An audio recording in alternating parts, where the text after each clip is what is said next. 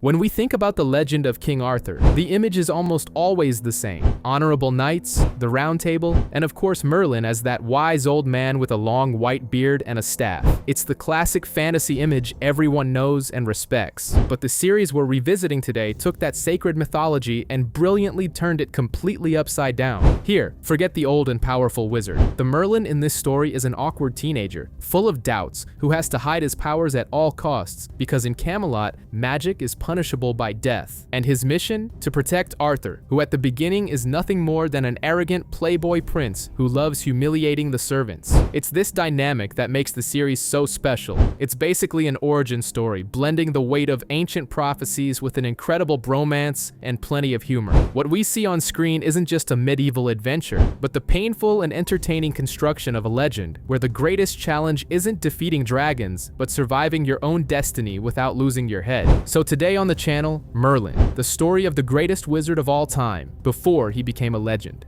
A young man named Merlin arrives in Camelot seeking a purpose for the strange gifts he has possessed since before he could speak. He hopes to find answers, but what he finds instead is fear. King Uther Pendragon has declared war on sorcery, punishing any practice of magic with death. The weight of this law immediately falls upon Merlin's shoulders as he witnesses the brutal execution of Thomas Collins. A mother's grief is a dangerous force. Mary, Thomas's mother, vows revenge against Uther right there before the entire kingdom, before vanishing. Uther dismisses the threat, preferring to celebrate 20 years of a magic-free realm. To Morgana, the king's ward, this arrogance is a fatal mistake. While trying to keep a low profile, Merlin meets Gaius, the court physician. What begins as a disaster ends up saving the old man's life, and Merlin's secret is discovered. Gaius, realizing the danger the boy is in, offers him shelter, but with a stern warning. To use magic is to sign your own death warrant. On the streets, Merlin sees a knight humiliating a servant. Unable to watch the injustice in silence, he intervenes. The knight, however, is Arthur Pendragon, the king's son. Merlin's courage costs him his freedom, and he is thrown into the dungeons. After being released by Gaius, Merlin confronts Arthur again. This time, the prince goads him into a fight. Merlin uses his powers subtly to defend himself, but upon seeing Gaius's warning gaze, he allows himself to lose to maintain his cover.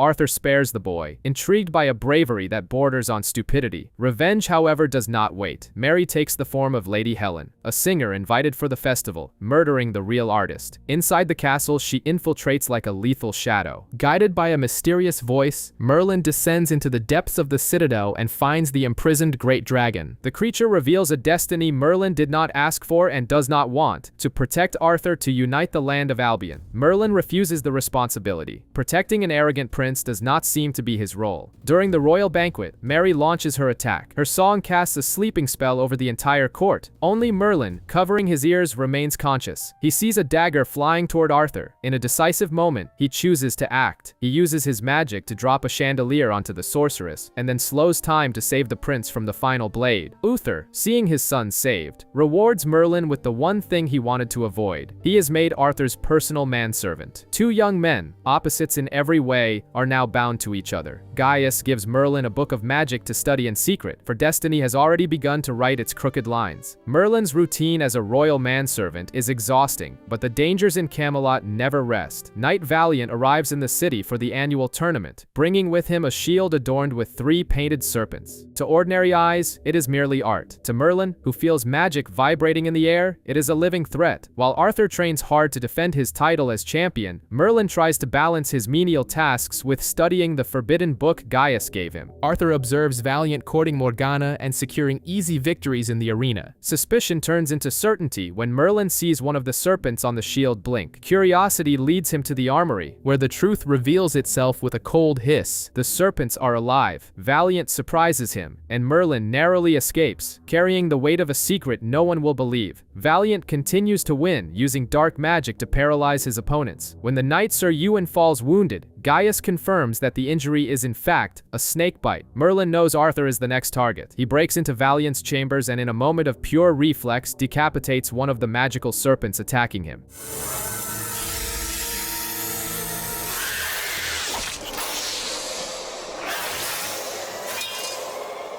He has his proof. For the first time, Merlin entrusts the truth to Arthur. The prince, seeing the seriousness in his servant's eyes, risks his honor and takes the accusation to the king, but the disappointment is bitter. When Uther examines the shield, the serpents remain motionless. Ewan, the only living witness, dies before he can speak. Arthur is humiliated before the court and his father. Feeling betrayed, Arthur fires Merlin. But the prince's pride is his greatest weakness and his greatest strength. He refuses to withdraw from the tournament, preferring death to cowardice. The fate of Albion hangs by a thread. Merlin, guided by the dragon's enigmatic words and Gwen's encouragement, decides to act. He spends the night mastering a complex spell capable of bringing the inanimate to life. The plan is risky, but it is the only chance to save a man who refuses to be saved. In the arena, the combat is fierce. Arthur fights skillfully, but Valiant's magic is superior. From the shadows, Merlin recites the incantation. Before all of Camelot, the serpents on the shield come to life, exposing Valiant's treachery. Morgana reacts quickly, throwing a sword to Arthur. With a precise strike, the prince destroys the beasts and executes the traitor. The victory belongs to Arthur, but in the silence of a glance exchanged during the banquet, he knows he did not win alone. Merlin's position is restored. Trust, though fragile, begins to take root. A new shadow spreads through the waters that feed Camelot. A distant sorceress, Nimue, creates a creature of clay and water,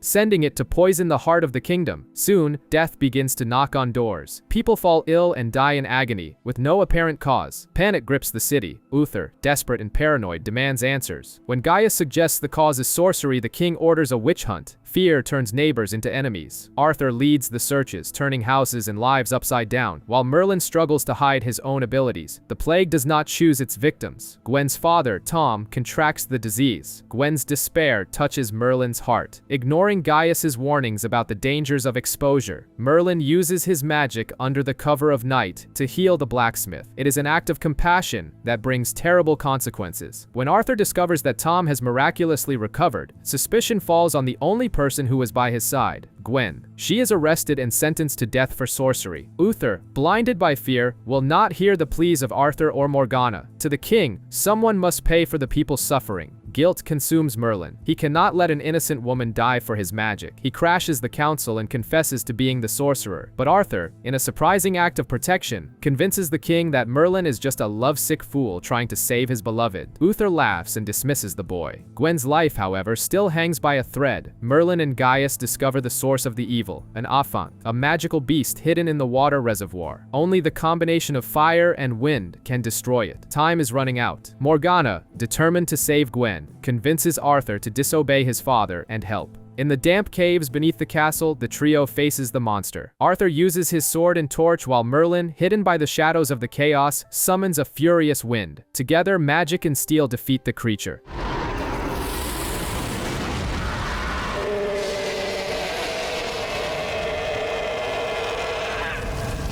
The plague ceases. Gwen is released, and life returns to normal, but the dynamics have shifted. Morgana believes she has discovered Merlin's secret, interpreting his actions as love for Gwen. Merlin allows her to believe this comforting lie, while Nimue vows revenge from afar. Within Camelot, invisible bonds strengthen between master, servant, and friends. Peace arrives in Camelot disguised as a celebration. King Bayard of Mercia brings treaties and promises, but in the shadows, revenge moves silently. Nimue, disguised as a servant named Kara, infiltrates the banquet with a deadly objective. She weaves a web of lies, convincing Merlin that the chalice intended for Arthur is poisoned. At the height of the celebration, panic and loyalty collide. Merlin, desperate to protect his prince, interrupts the royal toast. With no time for explanations and forced to prove his accusation, he drinks from the chalice. The silence in the hall is broken only by the sound of Merlin's body collapsing onto the cold floor. The toxin of the Morteus flower begins its cruel work. While Uther, blinded by paranoia, imprisons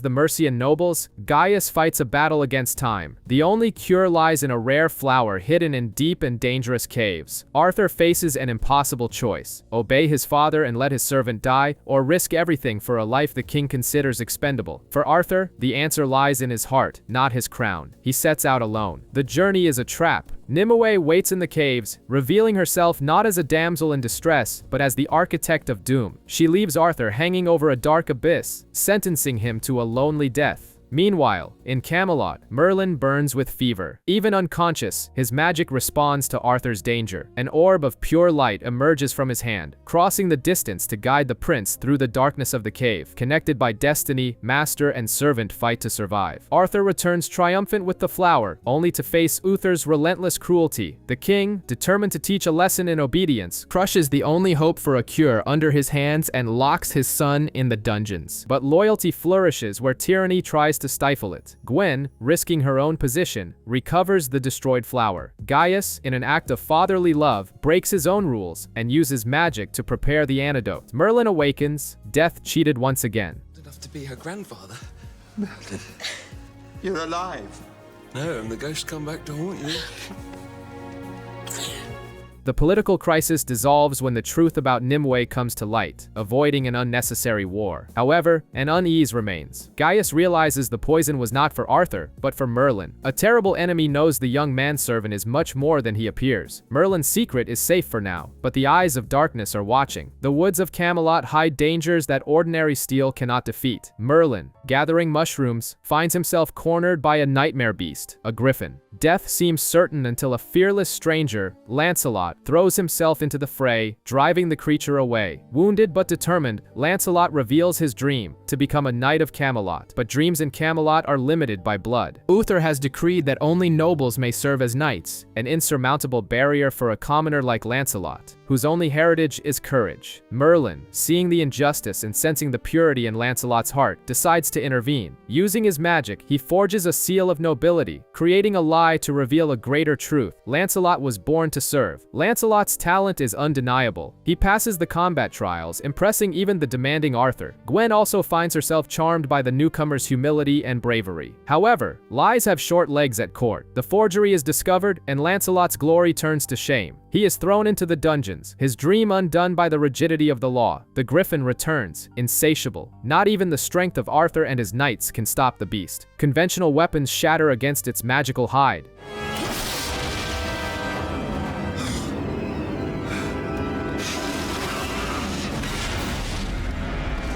Gaius warns that only magic can destroy such a creature, a deadly dilemma for a kingdom that forbids the supernatural. Arthur, again defying his father's orders, frees Lancelot, telling him to flee and save himself. But heroes do not run. Lancelot rides into the final battle, and Merlin follows. As the untitled knight charges the monster, Merlin, hidden in the shadows, speaks the enchantment. Lancelot's lance, now charged with the young warlock's power, pierces the impossible and brings the beast down.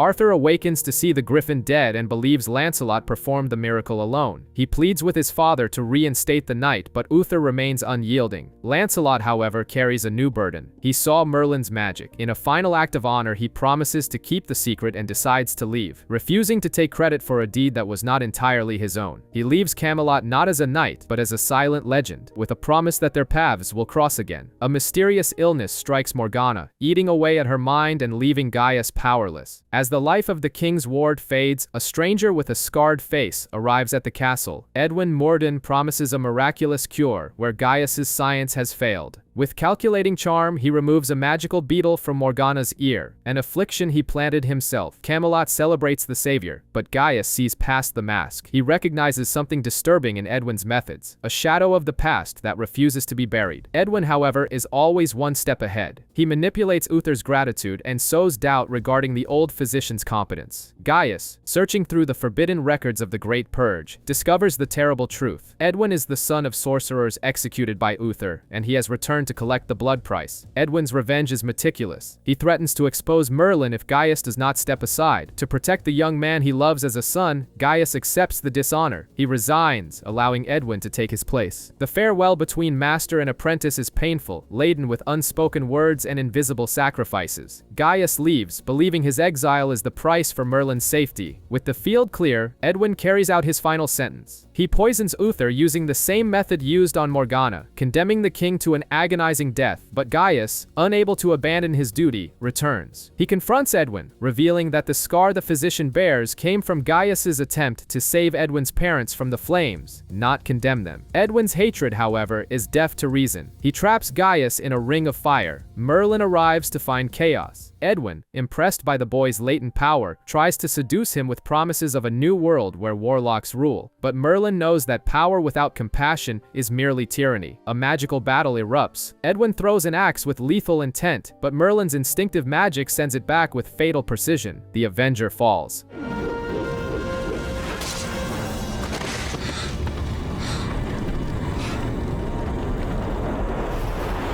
Now Merlin faces a supreme moral dilemma. The man who killed his own kind and persecutes his species is dying in the royal bed. Gaius insists, saving Uther is the only way to save the kingdom. Reluctantly, Merlin uses his magic not to harm, but to heal the tyrant. Uther awakens, praising Gaius for saving him and reaffirming his hatred of magic, unaware that he owes his life to the very thing he despises most. Normalcy returns, but the irony of fate weighs heavy on the young warlock's shoulders. The shadows of night bring more than just darkness to Morgana. They bring the terror of unspoken prophecies. In a vivid, drowning nightmare, she sees Prince Arthur being murdered underwater by a beautiful woman. The fear is palpable, but when Arthur returns from a hunt accompanied by that exact woman, Morgana's panic becomes real. The stranger is Sophia, who arrives in Camelot with her father, Ulfric, claiming to be noble refugees. Uther, always blind to threats hiding behind polite smiles, offers them hospitality in the heart of the castle. Morgana desperately tries to warn Gaius and Arthur, but her visions are dismissed as hysteria or bad dreams. Gaius, however, knows the truth he dares not speak. Morgana is a seer. The gift she possesses is dangerous in a kingdom that condemns magic to the pyre. While Gaius tries to protect her from her own nature with sleeping draughts, Arthur falls deeper and deeper under Sophia's spell. The prince, enchanted and manipulated, begins to neglect his duties, and Merlin, loyal to the end, takes the blame, being thrown into the stocks repeatedly to cover for his master's absences. The truth about the visitors is much older and darker. Ulfric and Sophia are not mere mortals, but exiled Sidhe, magical creatures desperate to return to the land of eternal youth, Avalon. The price for Sophia's passage is high, the soul of a mortal prince. Sophia's simulated love is merely a trap to lead Arthur to the sacrifice. At the lake's edge, the ritual begins. Arthur, his eyes glowing an unnatural red, walks toward his death without resistance. Merlin arrives at the crucial moment. He realizes the Sidhe's strength lies in their magical staff. In an act of quick thinking, he uses the enemy's own weapon against them, releasing energy that consumes both father and daughter, turning them to dust.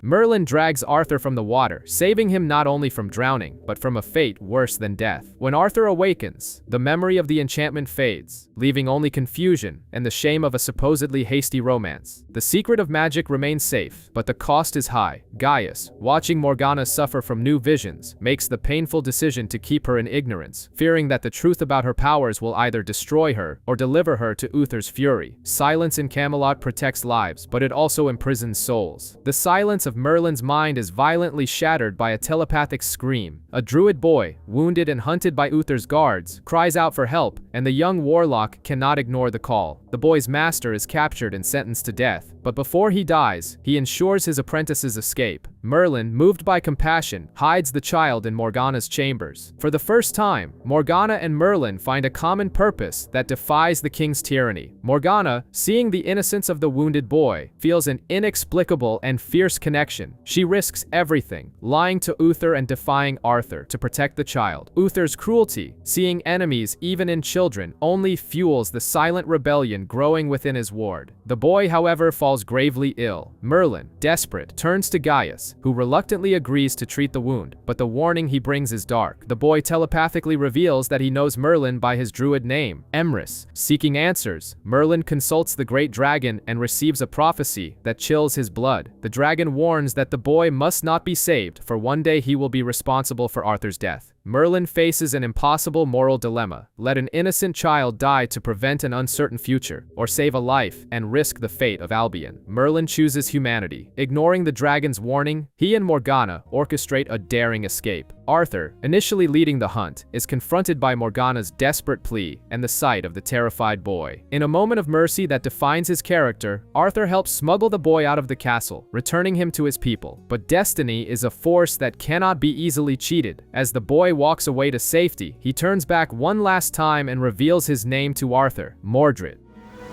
It's all right. My name is Mordred. The prince smiles and wishes the child luck, unaware that he has just saved the hand that may one day wield the blade of his own destruction. Today's kindness may be tomorrow's tragedy. The celebration of Arthur's coming of age is brutally interrupted when a black knight, shrouded in mystery and death, crashes the royal banquet. He issues a challenge that no ordinary knight can win. When Sir Owain accepts the duel, he discovers too late that his blade passes through the enemy without causing harm. The Black Knight is not a man, but a wraith, a specter brought back from the grave by Nimwe's profane necromancy. Gaius recognizes the knight's crest and unearths a secret Uther tried to bury. The specter is Tristan de Bois, the late Queen Igraine's brother, who has returned to avenge his sister's death, a death for which he blames Uther. The king knows mortal weapons are useless against the dead. However, Arthur's stubbornness and courage put him on the front line. He is determined to fight to prove his worth, unaware that the battle is impossible to win. Merlin, desperate to save his prince, seeks a weapon that can wound what is already dead. With Gwen's help, he obtains the finest sword ever forged in Camelot and takes it to the great dragon. The ancient creature imbues the blade with dragon fire, creating a weapon of unparalleled power, intended only for Arthur's hands. But fate takes an unexpected turn. Uther, moved by a deep and rarely seen love for his son, drugs Arthur to prevent him from fighting. The king takes the prince's place in the arena, wielding the magical sword Merlin prepared. The confrontation is violent and personal. Tristan fights with the fury of the beyond, but Uther, armed with the enchanted blade and the weight of his guilt, manages to destroy the specter, sending his brother-in-law's tormented soul back into oblivion.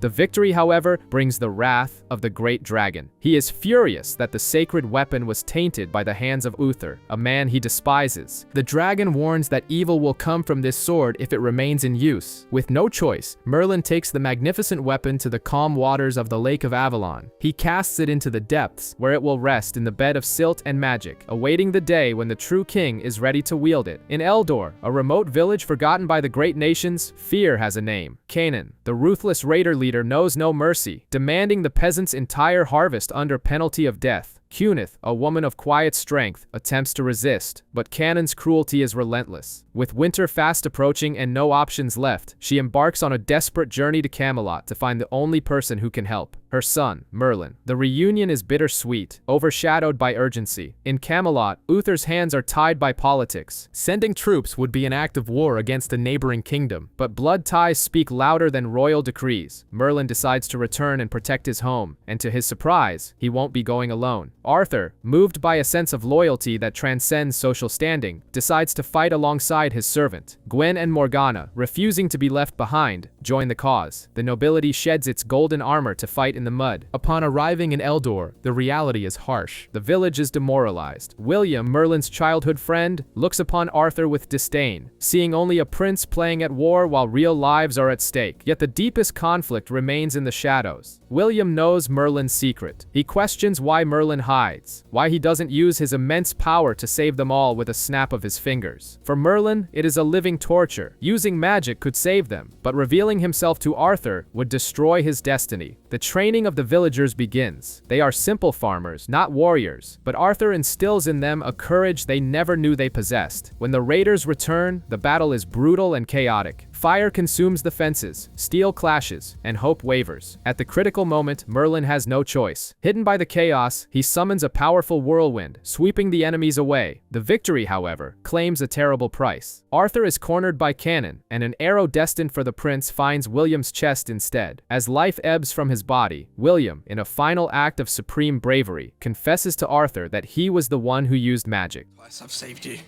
Twice. It was me. I'm the one that used the magic. Well, don't. It's alright. He dies protecting Merlin's secret, ensuring his friend can continue his destiny by the king's side. Arthur mourns the death of a sorcerer who saved his life, unaware that the true mage weeps beside him, carrying the crushing weight of a sacrifice that can never be revealed. Arrogance often masquerades as triumph. During a hunt in the dense forests of Camelot, Arthur ignores the sanctity of life and strikes down a unicorn, seeing only a trophy where pure magic exists. Merlin feels the error immediately, a chill running down his spine as he sees the creature fall and a mysterious old man vanish among the trees. The death of innocence brings swift and devastating consequences. Camelot begins to die, crops rot overnight, drinking water turns to sand in the hands of the thirsty. The kingdom faces a biblical curse and famine respects neither titles nor walls. Uther, always quick to blame sorcery, fails to realize the cause lies within his own home. Arthur, confronted by the guardian of the unicorns, Anhora, discovers the bitter truth. His vanity has condemned his people. The only way to lift the curse is to prove his worth through tests of character. The prince initially fails. Faced with a thief stealing grain to feed his family, Arthur's warrior pride speaks louder than his compassion. He wins the fight but loses the test. The situation in Camelot turns critical. Granaries are locked, and the population begins to starve. Under pressure, Arthur defies his father, refusing to watch his people suffer while the castle stockpiles food. For the first time, the man begins to surpass the king. The final trial awaits in the labyrinth of Gedref. Arthur and Merlin are pushed to their limits. They find themselves before a table with two chalices, one poisoned, one harmless. They must choose. It is here in the deathly silence of the labyrinth that Arthur's true nature is revealed. There is no arrogance, only brotherly love. He distracts Merlin and drinks the poison himself, willing to sacrifice his life to save his servant.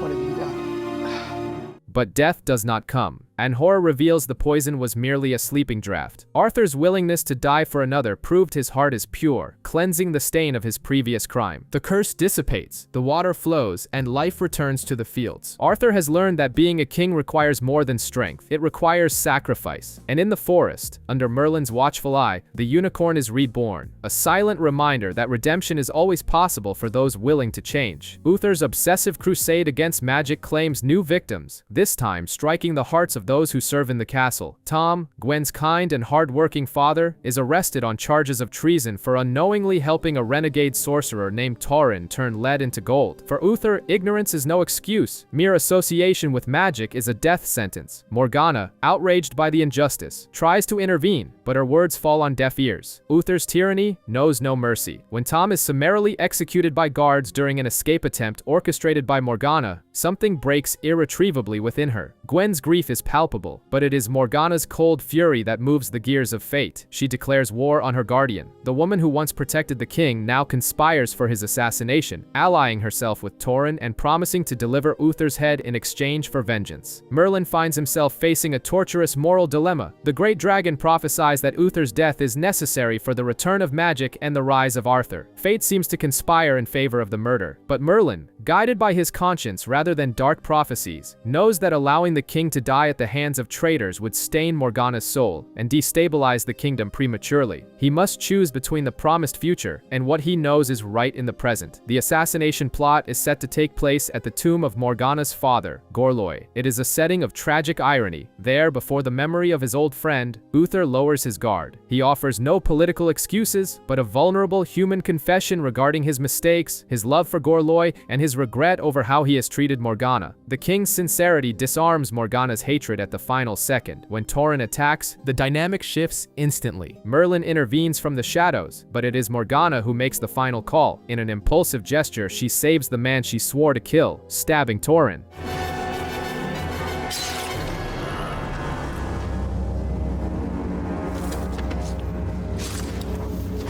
The king lives, oblivious to how close he came to death at the hands of his ward. The day ends with an embrace between Uther and Morgana, but their gazes are complex. Forgiveness has been granted, but the seeds of distrust and hatred now sown will remain dormant, waiting for their moment to bloom again. The fate of Camelot hangs on the tip of a fang. During a routine hunt, Arthur and Merlin face an ancient abomination, the questing beast. The encounter is brief, violent, and catastrophic. Arthur, in an act of instinctive bravery to save his servant, receives a fatal bite. At the castle, Gaius's diagnosis falls like a hammer blow. The venom is incurable. The beast is a harbinger of disaster, a creature of the old religion that appears only before great upheavals. Uther, the Iron King, crumbles. The tyrant's armor falls away as he carries his dying son in his arms, sobbing before his knights. It is a rare and disturbing sight of a broken father. Desperate, Merlin seeks the great dragon. The answer is cruel. For Arthur to live, the balance of the world demands an exchange. A life for a life. Without hesitation, Merlin decides his destiny is to die, so the future king may live. He sets out for the Isle of the Blessed, leaving Arthur in the care of Gwen, whose faith in the prince's greatness never wavers. On the island, Nimue waits. The high priestess offers the cup of life, amused by Merlin's willingness to sacrifice himself. The pact is sealed. Arthur drinks the water of life and is reborn, but Merlin's joy is short-lived. The universe exacts its price in a twisted way. It is not Merlin who falls ill, but his mother Huneth.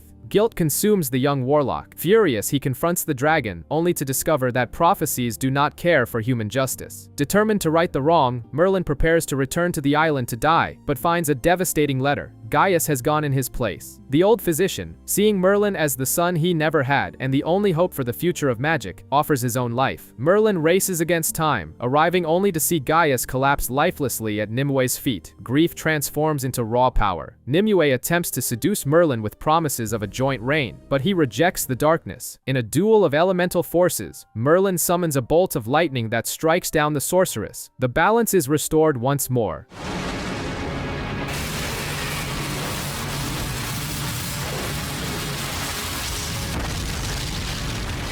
With Nimue's death, life is returned to Gaius. Arthur, oblivious to the mystical battles fought for his soul, thanks Merlin clumsily, promising to be a better king. But in the shadows, the danger only changes shape. The great dragon is furious at Merlin's defiance, and Morgana wakes from continuous nightmares, whispering that the true terror is only just beginning. The greed of men frequently awakens evils that should remain buried. Excavations beneath the castle reveal an ancient, rich tomb, filled with gold and ignored warnings. Gaius recognizes the mark of Cornelius Sigon, a sorcerer who swore to destroy Camelot even after death by transferring his soul into a pulsing jewel. Uther, blinded by arrogance and the shine of treasure, dismisses the warnings as foolish superstition. The danger seeps in through Cedric, a cunning thief who manipulates Arthur's insecurities. Cedric quickly gains the prince's trust, usurping Merlin's place and making the young mage feel expendable and humiliated. Arthur, frustrated by Merlin's perceived incompetence, hands the keys to his chambers, and the tomb, to the newcomer. The betrayal hurts more than any spell. Cedric, driven by avarice, touches the forbidden jewel and seals his fate. Sigon's soul takes over his body. The nightmare begins. Stone gargoyles tear themselves from the castle battlements, transforming into relentless monsters that spread terror through the streets. While Arthur leads his men in a desperate, bloody defense, Merlin is trapped in the dungeons, helpless. The situation is catastrophic. Ordinary magic cannot stop an immortal. Gaius reveals that only the great dragon possesses the knowledge to break such a spell. Merlin, swallowing his pride and fear, visits the chained creature. The dragon agrees to help but demands a terrible price. Merlin must promise to free him one day. One day,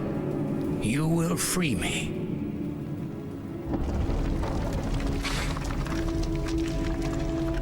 With no other options, the young warlock accepts the pact, forging a debt that will surely collect interest in blood in the future. With the new spell in mind, Merlin escapes and rushes to the battlefield. He finds Arthur injured and unconscious, defeated by monsters no sword can kill. Cornelius Sigon, seeing the latent power in Merlin, tries to recruit him, offering an empire built on magic. Merlin's response defines who he is. It is better to serve a good man than to reign with a monster. He uses ancient magic to rip Sigon's soul from Cedric's body and imprison it back within the jewel. The threat ceases instantly. Arthur, recovered and vaguely aware he misjudged his friend, offers an apology in his own way by giving Merlin back his job and his thankless chores. Everything seems to return to normal, but deep in the cavern, the dragon waits, knowing his freedom is now an unbreakable promise. The past is a long shadow that always catches up to those who wield the sword. King Odin, consumed by grief, hires Myrer, a lethal assassin, to take Arthur's life in revenge for the death of his son in a duel. Death walks toward Camelot, silent violent and inevitable. Unaware of the threat, Arthur fights an internal battle. Tired of easy victories and flattery, he suspects the knights allow him to win for fear of hurting the prince. He yearns to prove his real worth, without titles or privilege. With Merlin's reluctant help, Arthur concocts a ruse. He pretends to go on a hunt, but hides in Gwen's humble home to participate anonymously in a jousting tournament. The forced cohabitation between the spoiled prince and the honest servant generates sparks. Gwen has no patience for Arthur's arrogance, and in a moment of brutal frankness, exposes his selfishness. Her words cut deeper than any blade, forcing Arthur to see his own flaws. He tries to compensate, and through small household chores and candlelit dinners, the social barrier between them begins to dissolve. A stolen kiss before the tournament seals a silent promise of something forbidden yet beautiful. However, the assassin Myror does not rest. He discovers the disguise and kills Arthur's opponent, taking his place in the arena with a lance modified to kill. Merlin, ever vigilant, realizes the trap too late to warn the prince. He is forced to use magic from a distance, sabotaging the assassin's saddle at the crucial moment.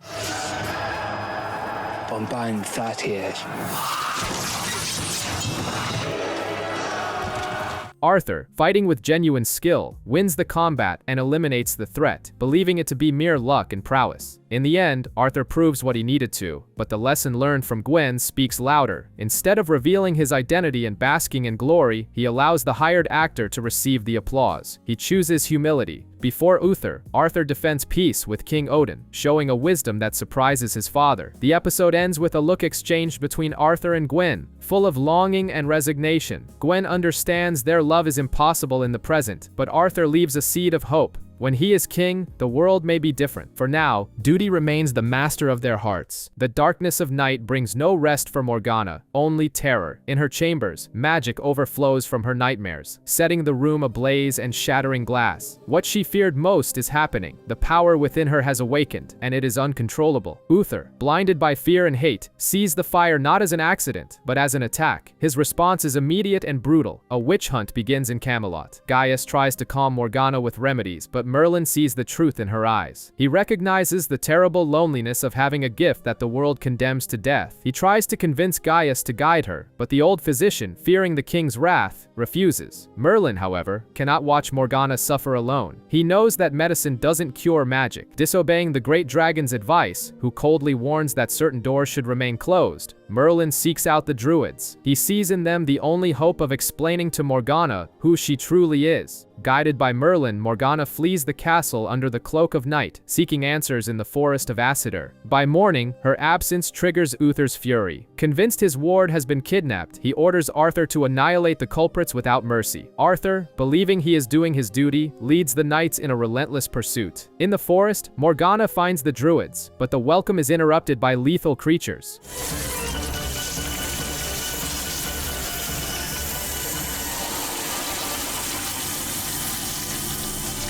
Wounded and saved by the leader Oglain, she finally hears what she needed to hear. Her gift is not a curse. There is a silent acceptance among those trees that Camelot never offered. She reunites with Mordred, the Druid Boy, and feels a deep, telepathic connection. But peace is brief. The swords of Camelot arrive before complete answers can be given. Arthur attacks the camp, seeing enemies where only families exist. In the chaos, Merlin uses his own magic, creating a dense mist to cover the druid's escape, risking everything to save those Arthur swore to destroy. Mordred, cornered, releases a terrifying wave of telekinetic power, narrowly escaping and leaving a trail of fallen soldiers. Morgana is rescued and brought back to the golden cage that is the castle. Uther embraces her, relieved, unaware that the true Morgana, the one who now accepts her nature, hides behind a sad smile. That night, Merlin promises to keep her secret. Morgana, with a gaze hardened by experience, asserts she no longer fears who she is. The seed of rebellion has been planted, not out of hate, but out of the need to survive. Arthur, observing the closeness between Merlin and Morgana, advises his servant to keep his distance. Speaking of social barriers he himself struggles to accept in his own heart. Fate is cruel to those who dare seek peace. During a pilgrimage to her father's grave, Morgana and Gwen are ambushed by savage outlaws. Violence explodes in the forest. In an act of loyalty that transcends her position, Gwen refuses to abandon her mistress. When escape becomes impossible, Gwen makes a desperate decision. She surrenders, pretending to be Morgana to save her her friend. Morgana escapes, carrying the crushing weight of guilt. In Camelot, news of Morgana's kidnapping shakes the castle, but when the real Morgana returns and reveals it is Gwen in the hands of the ruthless Hengist, Uther's reaction is cold and pragmatic. He refuses to send a ransom for a servant. Arthur, however, feels his heart stop. Before the court, he maintains the mask of an obedient prince, but in his chambers, duty gives way to love. He will not let Gwen die. Arthur sets out on a solitary and dangerous mission, accompanied only by Merlin. The path is tortuous, infested with Wilderin in the ancient tunnels. In the damp shadows, Merlin presses Arthur to admit the truth everyone sees, but the prince shuts down. For him, loving Gwen is a promise of pain, a future forbidden by the laws he will one day swear to uphold. In Hengist's lair, Gwen discovers she is not alone. Lancelot, now an arena fighter living without honor or purpose, finds the woman who changed his life. The flame between them reignites instantly.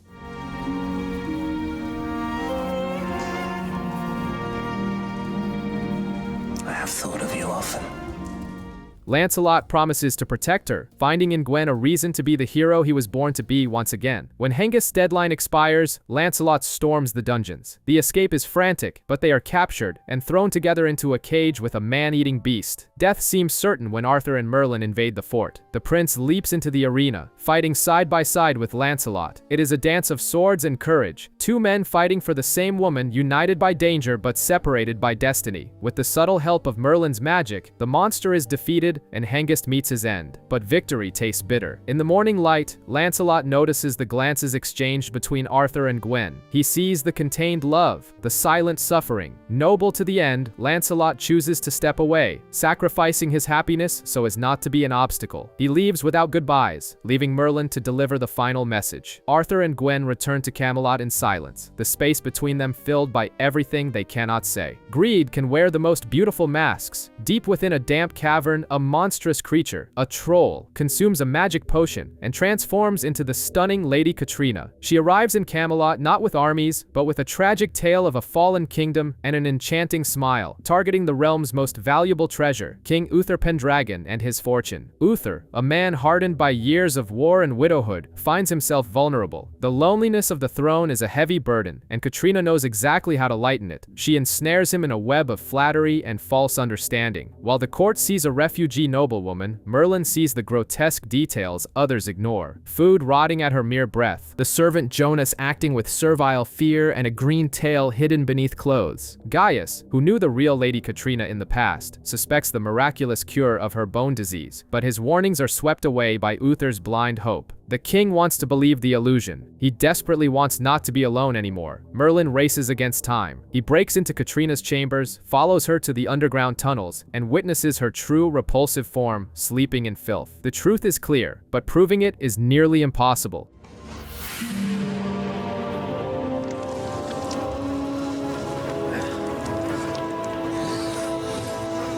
When Gaius confronts the king with accusations that his beloved is a troll, Uther's wrath explodes. He sees suspicion as treason, completely seduced by an enchanted medallion Katrina gave him to cloud his mind. The situation turns critical when Uther announces an immediate marriage. Arthur, though uncomfortable with the speed of the union, refuses to spoil his father's happiness, ignoring Merlin's desperate pleas. The prince chooses family harmony over the painful truth. On the day of the ceremony, Merlin attempts one last act of bravery. He and Gaius prepare a potion to reveal the troll's true form before everyone, but Katrina is cunning and powerful. Realizing Merlin is a magical threat, she sets a trap. In the tunnels beneath the castle, she seals Merlin behind a rockfall reinforced by magic. While Merlin struggles desperately, pounding against the stones and using his magic to try and break free, the wedding trumpets toll. In the great hall, before all the nobility of Camelot, Uther takes the hand of the creature that wishes to destroy him. Merlin manages to escape the rubble, filthy and exhausted, racing through the castle corridors. But the sound of applause reaches his ears the moment he opens the door. It is too late. The crown has been placed. Camelot now has a queen, and she is a monster. The shadow of the new queen falls heavy over Camelot. Katrina, now crowned, wastes no time in consolidating her power. Her first move is calculated and cruel, accusing Merlin of theft. She knows that isolating Arthur from his allies is the swiftest path to total control. The prince, however, sees through the accusations. He warns Merlin and protects his friend, silently defying his father's will. Arthur's loyalty lies with the truth, not with a tainted crown. As Merlin flees to the forests, tyranny takes hold. Exorbitant taxes bleed the people dry, decreed by a voracious queen and sanctioned by an enchanted king. Uther, once a firm ruler, has become a smiling puppet, blind to his subjects' suffering and deaf to his son's reason. When Arthur dares to challenge the injustice, defending the poor against royal greed, he pays the ultimate price. He is disinherited. The crown now hangs over the head of a monster, refusing to abandon the kingdom. Merlin sneaks back into the castle. He discovers the secret behind Katrina's beauty, a potion that masks her troll form. With Gaius's help, a risky switch is made. The hope is that by stripping away her disguise, Uther's illusion will shatter. At the coronation ceremony, the grotesque truth erupts. The fake potion fails to hide the beast. Before the horrified court, Katrina reverts to her natural form, gray and repulsive. How dare you speak about her like that? What is wrong with you? Look at the state of her. But the magic clouding Uther's mind is deep and terrifying. Where everyone else sees a monster, the king still sees his beloved wife. He defends the creature with pathetic devotion, proving his eyes are no longer his own. The great dragon offers the only possible cure, but it carries a devastating emotional price. Uther must shed tears of true remorse. To save the king, Arthur must die, or at least appear to. It is a high-stakes gamble played on the razor's edge between life and tragedy. Arthur takes a potion that simulates death. Upon seeing his son's lifeless body, the magical barrier in Uther's mind finally gives way. A father's grief pierces the enchantment. Tears fall, and with them, the veil is lifted. For the first time, the king sees the hideous creature by his side. The final battle is swift and violent. Arthur awakens to exterminate the threat, and the troll falls.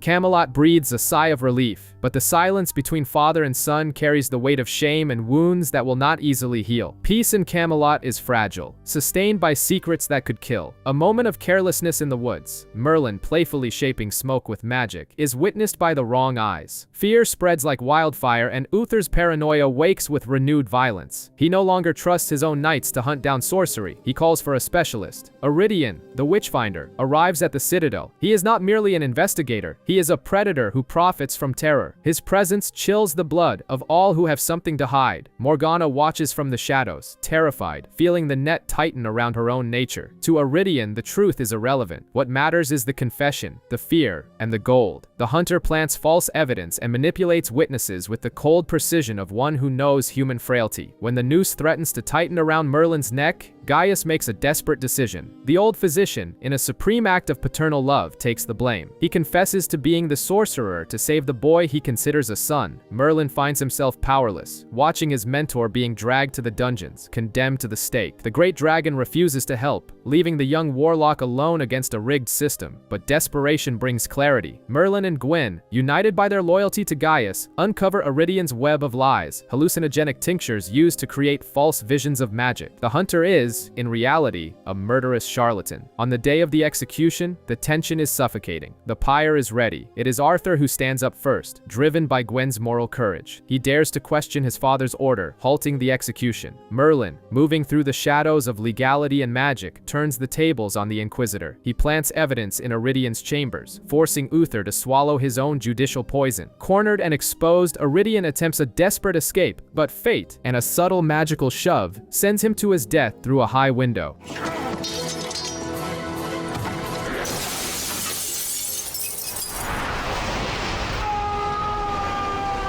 Gaius is freed, but the victory tastes bitter. He confronts Uther, not with anger, but with a painful truth. The king's blind fear is creating enemies where there are only loyal servants. For the first time, Uther seems to listen, but the scar of distrust remains open in the soul of the kingdom. The past is a ghost that never rests in Camelot. A mysterious warrior, Morgana, invades the castle, defeating guards and challenging Prince Arthur to single combat. She wins with unsettling ease, but spares the prince's life in exchange for a blind promise. promise. Arthur must go to meet her, alone and without question. Behind the scenes, a silent connection forms. Morgana feels an inexplicable attraction to Morgul's, receiving from her a bracelet that soothes her nightmares. Gaius, ever vigilant, recognizes the crest and the hidden truth. Morgul's is Morgana's half-sister, smuggled out of Camelot as a baby and raised in the high arts of the old religion. It is a dangerous family secret that Uther insists on keeping buried at any cost. Arthur, honoring his word, sets out for the challenge. He finds Morgul's in a ruined castle, a place where the veil between worlds is thin. The sorceress does not want his death, but rather to reveal the truth about his life. She summons the spirit of Gwaine, the mother Arthur never knew. The supernatural reunion brings a devastating revelation. Gwaine tells her son that his birth was not a miracle, but the result of dark magic requested by Uther. The king, desperate for an heir, pacted with sorcery, and the price of the balance of life was his wife's death. Arthur discovers that his father's crusade against magic is, in fact, a war against his own guilt. Arthur's fury is volcanic. He returns to Camelot not as a prince, but as a judge and executioner. The confrontation with Uther is brutal. Swords clash, but words cut deeper. Arthur corners his father, ready to kill him for his hypocrisy and murder. Uther is at the mercy of his son's blade. Merlin watches, horrified. He knows the truth spoken by Morgul's is real, but he also knows that if Arthur kills his own father, the kingdom will fall and the prince's soul will be destroyed forever. In one of the most painful moments of his life, Merlin chooses a lie to save his friend. He swears that Morgul's lied, that the vision was an illusion crafted to destroy Camelot. Arthur, trusting Merlin implicitly, lowers his sword.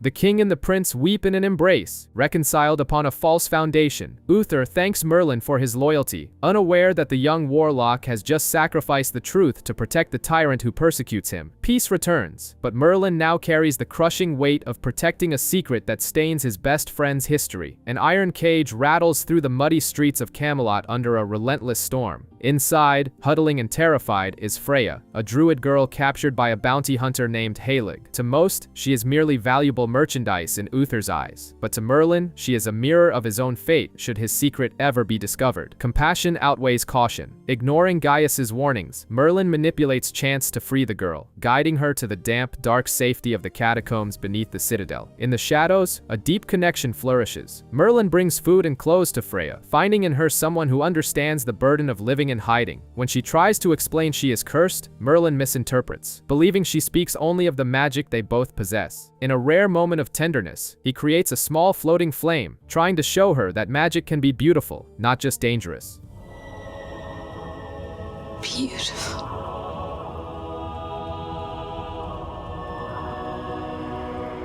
Freya smiles, but her eyes carry an ancient sorrow. For her, hope is but a brief visit before the darkness. As the hunt for the fugitive intensifies on the surface, bodies begin to appear in the lower town, torn apart by a wild beast. Gaius connects the dots Merlin refuses to see. The girl is not just a druid, but the victim of an ancestral curse that transforms her into a bloodthirsty creature at nightfall. The truth is devastating. Merlin's love cannot save her from her own nature. The clock ticks mercilessly toward midnight. Arthur and his knights corner Freya just as the transformation takes hold. The beast attacks with blind fury, killing the hunter Halig before turning on the prince. The conflict is brutal. Arthur mortally wounds the creature, and Merlin, hidden in the shadows, uses his magic to create a desperate distraction, allowing the beast to escape into the tunnels. Down below, the monstrosity vanishes, leaving behind only a dying girl in the young warlock's arms. There is no spell that can heal the wounds or reverse the curse. In her final moments, Freya thanks Merlin for making her feel loved, not hunted. Heartbroken, Merlin carries her to the shores of the Lake of Avalon.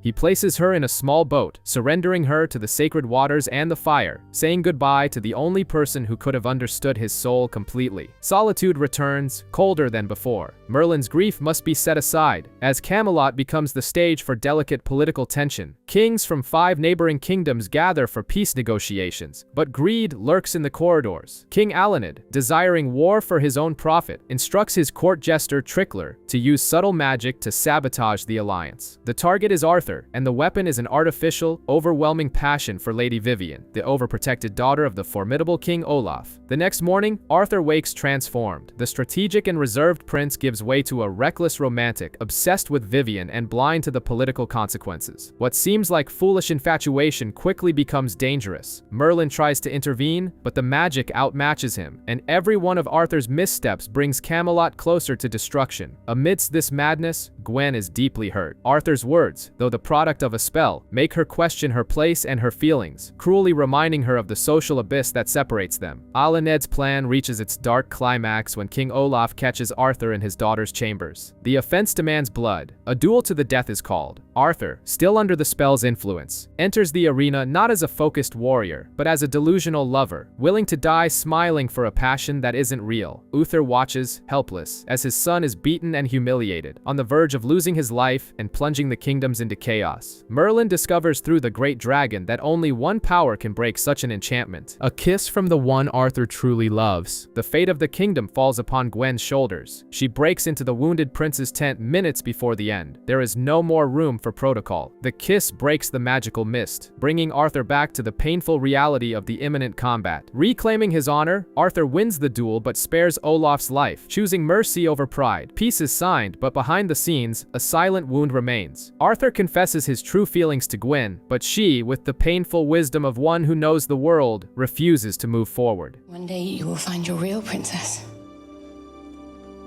One day you will be king of Camelot. And I cannot be your queen. She loves him, but she knows that as long as he is a prince and she a servant, some boundaries are too dangerous to cross again. The fragility of peace is tested when shadows of the past emerge from the woods. A royal convoy is massacred, and among the wreckage, some figures move with lethal purpose. Mordred, the Druid Boy Merlin once helped save, returns. There is no more innocence in his gaze, only a cold determination forged in persecution. He allies himself with Alvar, a militant sorcerer who knows exactly which piece to move to destroy Uther. Morgana. Morgana's loyalty to Uther, already frayed by years of fear and secrets, finally snaps. Seduced by the promise of a world where her magic is not punished, she betrays Camelot from within. Under the noses of Arthur and Merlin, she steals the Crystal of Neatid, an ancient relic of immeasurable power. To her, it is an act of liberation. To Camelot, it is the beginning of the end. Merlin seeks answers from the great dragon and discovers the true horror of the stolen object. The crystal allows one to see time in its entirety, but the dragon's warning is even darker regarding the union of Morgana and Mordred. It is a prophesied alliance that could extinguish the light of Albion forever. The weight of responsibility crushes Merlin. Saving the future may require unforgivable acts in the present. Arthur leads a raid against Alvar's camp to recover the crystal. The battle is chaotic. In the heat of combat, Merlin spots Mordred fleeing. The prophecy echoes in his mind. In a split second, Merlin makes a decision that will stain his soul. He uses his magic to trip the boy, handing him over to the soldiers. Mordred escapes death, but his eyes meet Merlin's. The look he returns is not one of fear, but of pure and eternal hatred. An enmity is sealed, ensuring that the fate Merlin tried to avoid now marches directly toward him. The crystal is recovered, but the damage is done. Morgana, acting in the shadows, frees Alvar from the dungeons, severing her last emotional tie to Uther. She is now an enemy sleeping in the heart of the castle. A disturbed Merlin peers into the crystal and glimpses a future of fire and ruin over Camelot. The vision terrifies him, but there is no time to process the fear. In his mind, the great dragon's call reverberates like thunder, demanding the fulfillment of an ancient promise. The hour of release has come, and Merlin can no longer run. Gave your word. Now set me free, Merlin. Merlin! In the bleak ruins of Eldor, the silence is broken by a profane ritual. Morgul's, driven by hatred and ancient magic, awakens the Knights of Medir. They are 7 lethal figures, immortal as long as sorcery sustains them, and their target is the heart of Camelot. At the castle, smoke on the horizon brings omens of doom. Arthur, skeptical as ever, rides out to investigate, accompanied by an apprehensive Merlin. What they find is no ordinary army, but an unstoppable force that does not bleed and does not die. Only Merlin's discreet and desperate magic allows them to escape with their lives, but the wound to Arthur's pride is deep. He little knows that the true danger is already inside his home's walls. Morgana meets secretly with Morgul's, and the alliance between the sisters solidifies. Morgana's fury against Uther blinds her to her sister's true intentions. She becomes the vessel for a magical plague. An unbreakable sleep spreads through Camelot like a poisonous mist, toppling guards, servants, and nobles alike. The silence that falls over the citadel is deafening. Arthur and Merlin return to find a kingdom of sleeping corpses. The sight of Gwen fallen on the ground strikes Arthur hard, but there is no time for mourning. They must save the king. As they drag an unconscious Uther through the corridors, exhaustion begins to weigh them down. The spell spares no one, and Arthur's eyelids grow heavy. Knowing that the sword will not resolve this conflict, Merlin seeks the great dragon. The creature, tired of empty promises, imposes a terrible price for the solution. To break the spell, the vessel must die. Morgana must die. The weight of the world falls on Merlin's shoulders. He returns to his friends with a vial of poison, disguised as water. While Arthur fights bravely against the immortal knights in the corridor to protect his father, Merlin holds Morgana in his arms. He offers her the poisoned drink. His gaze is one of pure agony. He is not just killing an enemy, he is betraying a friend to save the kingdom. Morgana drinks and falls. The spell breaks instantly. Morgause, feeling her sister's life ebb away, appears in the throne room. Her love for Morgana outweighs her desire for conquest. She takes her dying sister away, leaving Camelot safe but scarred.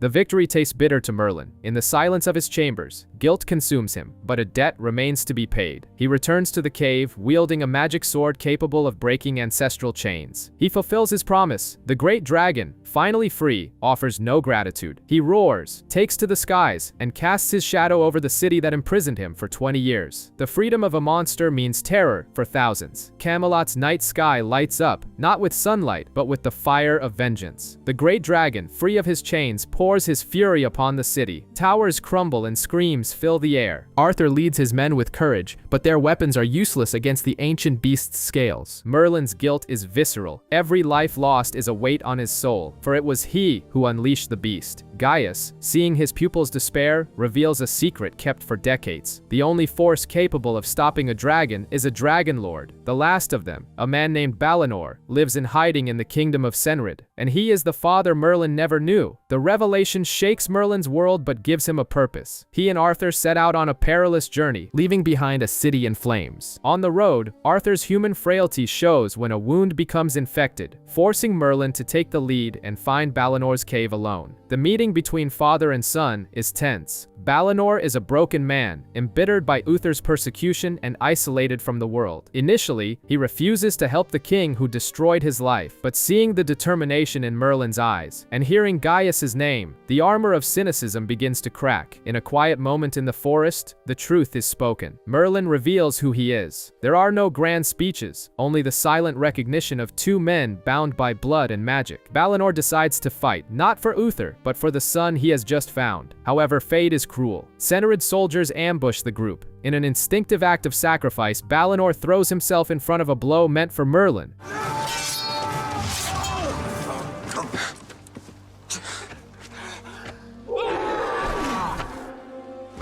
He dies in his son's arms, whispering final words of pride and legacy. Merlin barely had time to call him father before he had to say goodbye. Back in Camelot, Merlin's grief transforms into power. Arthur rides out to face the dragon alone, ready to die for his people. He is knocked unconscious, leaving Merlin as the only barrier between the beast and total annihilation. Merlin stands tall, not as a servant, but as the heir to an ancient lineage. He speaks in the dragon tongue. His voice thunders, carrying his father's authority. He commands Kilgara to stop. The beast obeys, bowing before the new lord. Merlin chooses mercy over vengeance, banishing the dragon forever. When Arthur awakens, the nightmare is over. The city has survived, but the boy who left Camelot has returned as a man carrying secrets too heavy to share. A year has passed, and the forests around Camelot hold bloody secrets. Arthur and his men search the woods tirelessly for Morgana. When they finally find her, she emerges from the shadows, soiled and apparently traumatized. Uther weeps with relief, and the castle celebrates the return return of the prodigal daughter. But in Morgana's eyes, there is no warmth, only a cold and calculating glint. The frightened girl who fled no longer exists. In her place, an enemy who knows how to smile has returned. Merlin watches with suspicion. He remembers the poison, the hatred, and her alliance with Morgul's. A cunning Morgana confronts Merlin, feigning understanding and forgiveness, disarming his defenses while weaving her web. In the shadows of the night, Morgana's true face is revealed. She meets with Morgul's and receives an enchanted mandrake root. The plan is subtle and cruel, to attack Uther's mind.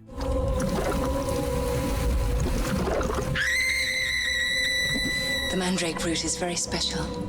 Only those with magic. Hidden beneath the king's bed, the root drips its dark magic, bringing Uther's worst fears to life. The strong, tyrannical king begins to crumble, haunted by visions of Gwaine, his dead wife, rising from the well to drag him into the darkness. Uther's madness leaves the throne vulnerable, exactly as the sisters planned. While the king screams at ghosts, enemy armies march. King Senrid, manipulated by Morgul's, sees the perfect opportunity to invade in Camelot's weakness. The city is on the brink of internal and external collapse. Gaius and Merlin realize the connection between the king's madness and dark magic, but proving Morgana's treachery is an impossible task. Merlin decides to investigate on his own. He follows Morgana into the forest, hoping to obtain proof of her betrayal, but the predator was waiting. Morgana is no longer careless. Merlin falls into a trap, surrounded by Morgul's guards. Chained and helpless, he is left at the mercy of circuits, giant scorpions whose venom is an agonizing death sentence. As Merlin struggles against the magical chains, Senred's army reaches the gates. Camelot is without a king, Arthur is overwhelmed by sudden leadership, and the only man capable of saving the kingdom is trapped in the darkness, with death crawling toward him. Arthur's protector has been neutralized, and the board is set for checkmate. In the depths of the forest, death seems certain, but fate intervenes with wings of fire. Kilgara, the great dragon, rescues Merlin from the agony of the poison, carrying him to the safety of an isolated cave. While magic heals his physical wounds, Merlin's soul carries the weight of an ignored warning. Morgana's betrayal is not a mere lapse, but the birth of a supreme darkness. The dragon warns that the futures of Merlin and the witch are intertwined, light and shadow in an eternal dance. But there is no time for philosophy. The final battle for Camelot has already begun. Back at the Citadel, reality is bleak. Uther cringes in a corner, a king reduced to a weeping child, tormented by the ghosts of his past sins.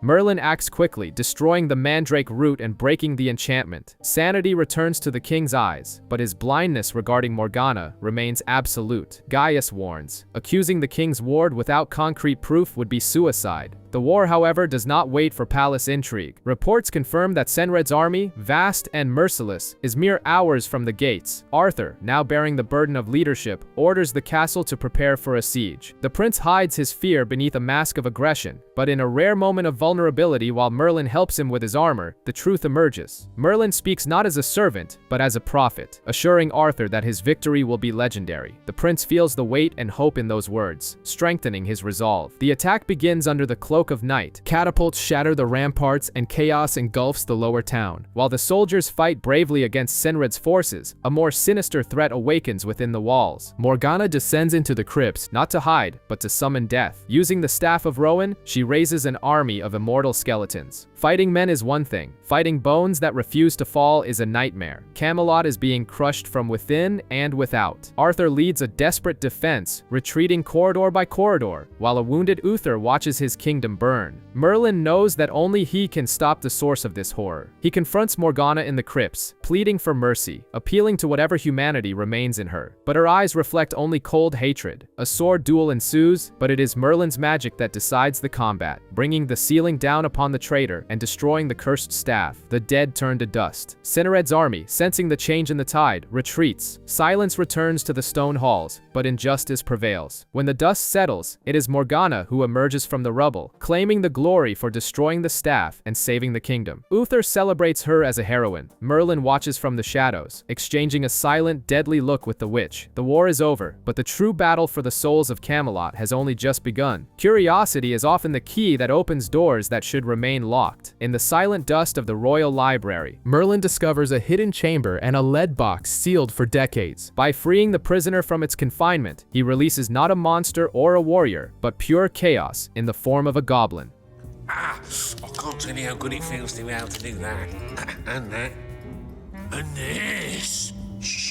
I have been squished. The creature, driven by an insatiable greed for gold and malice, quickly escapes, leaving a trail of destruction that will soon escalate into a political crisis. It doesn't take long for the creature to find a host. The goblin invades Gaius's body, twisting the wise and gentle physician's mind into something vulgar and cruel. What begins as strange behavior, drunkenness in the tavern, and insulting knights, quickly escalates to the total humiliation of the court. Possessed by the creature, Gaius distributes fake potions, charges gold from sick peasants, and with sadistic pleasure causes Uther to suffer the indignity of sudden baldness, while the entire royal court suffers from uncontrollable flatulence during solemn meetings. Camelot's dignity crumbles amidst laughter and shame. Merlin finds himself isolated. He knows the truth, but accusing the court physician, the most respected man in the kingdom, seems like madness. When he tries to confront the creature, he discovers that any physical harm dealt to the goblin will be mirrored in Gaius's frail body. The young warlock is trapped in a cruel game where the only piece he cannot sacrifice is his mentor. The situation worsens drastically when the cunning and vengeful goblin frames Merlin for all the recent disasters. Humiliated and furious, Uther sentences the boy to death. Fleeing the dungeons and hiding in Gwen's house, Merlin must act fast. The goblin's only weakness is that it cannot inhabit a dead body. The plan is risky and terrifying. Poison Gaius to force the creature out and then administer an antidote before the old physician's heart stops forever. It is a gamble with the life of the person Merlin loves most, like a father. With the reluctant help of Gwen, who witnesses Arthur transformed into a half-human, half-donkey creature, the trap is set. The poison is administered. Time seems to freeze as Gaius collapses, the life draining from his eyes. The goblin, realizing its home is dying, abandons the body in a cloud of furious light, attempting to possess Merlin next. With quick reflexes, Merlin traps the creature back in the lead box. The antidote is given, and the seconds of waiting are agonizing until Gaius breathes again, free and confused. Order is restored, charges are dropped, and secrets are buried, but the echo of humiliation remains. Arthur and Gwen silently agree never to mention the bizarre events, sealing the absurdity with oblivion. However, as Merlin watches Arthur momentarily bray during training, he allows himself a small smile. In Camelot, even chaos serves to remind everyone that no one, not even a king or a prince, is above being ridiculous.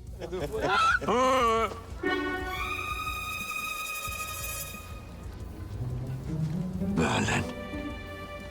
The weight of the crown often blinds a ruler to the reality of his people. In an attempt to understand his subjects, Arthur and Merlin travel incognito, stopping at a desolate tavern. Arthur's feigned nobility clashes with the brutality of the real world when a local thug threatens the landlady. A brawl breaks out and the prince's life is saved not by his skill, but by the intervention of a charismatic and reckless stranger named Gwaine. Even wounded, Gwaine maintains an insolent smirk and a palpable disdain for titles and authority. Taken to Camelot to be healed by Gaius, Gwaine's true nature is revealed. He is a man of contradictions, noble by birth, but a commoner by choice. He reveals to Merlin that he saw his own father, a loyal knight, be abandoned by his king after his death. To Gwaine, nobility is a farce, and titles are nothing more than excuses for arrogance. He finds kinship in Merlin, both sons who lost their fathers too soon, sharing the silent pain of not having had enough time. Meanwhile, vengeance takes shape in the shadows. The thugs humiliated at the tavern use blood crystals and enchanted blades to murder two visiting knights, taking on their appearances. The plan is simple and lethal. Infiltrate the royal tournament and kill Arthur before the entire court. Merlin notices the inconsistency in the knights' behavior, but it is Gwaine who acts. While trying to protect Merlin and investigate, Gwaine is caught in a compromising position and, before Uther, refuses to bow his head. His brutal honesty costs him dearly. He is banished from Camelot forever, upon pain of death. The day of the tournament arrives, and with it, the trap closes. The imposters, using their magical weapons, tear through the competition, leaving Arthur isolated and vulnerable in the arena. Just as the assassin's blade is about to fall, a mysterious knight enters the fray. He moves with a skill that transcends formal training, disarming the villains and saving the prince's life. When the helm is removed, Gwaine's face smiles at the stunned crowd.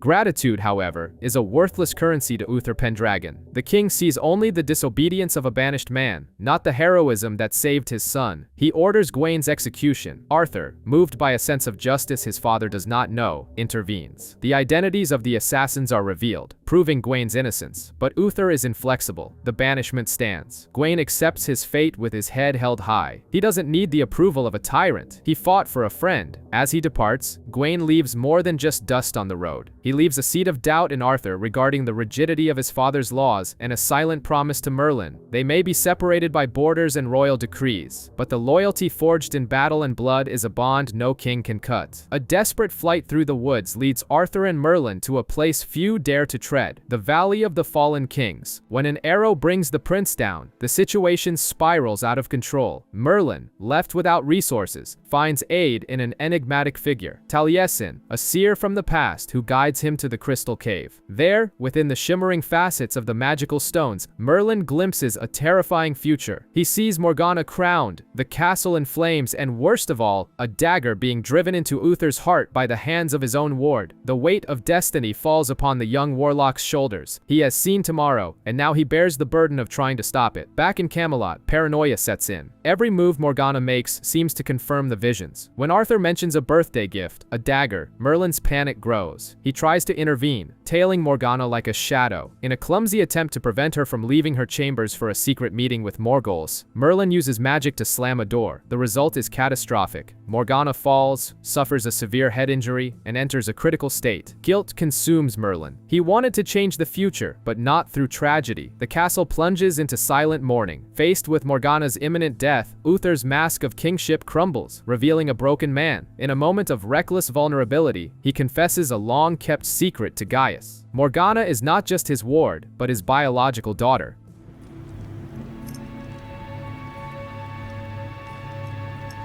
Morgana is my daughter.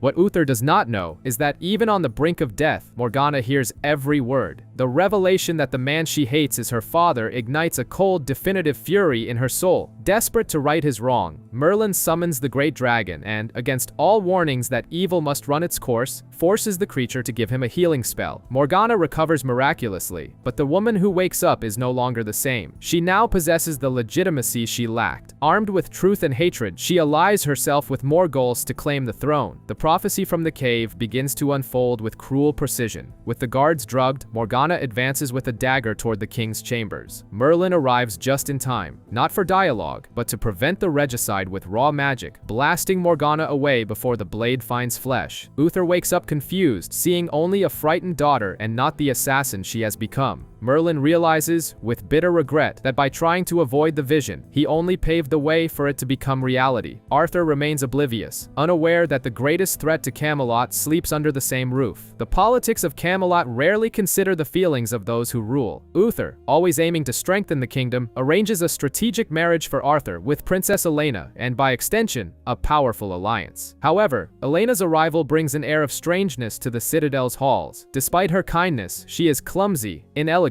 and lacks the poise expected of a future queen. Arthur, whose heart secretly belongs to Gwen, feels trapped between royal duty and his own true feelings. Gwen, in turn, watches in painful silence, resigned to seeing the man she loves fulfill a destiny where she has no place. Merlin, ever observant, notices something unnatural about Elena's retinue. The princess's nurse, Grunhilda, behaves grotesquely.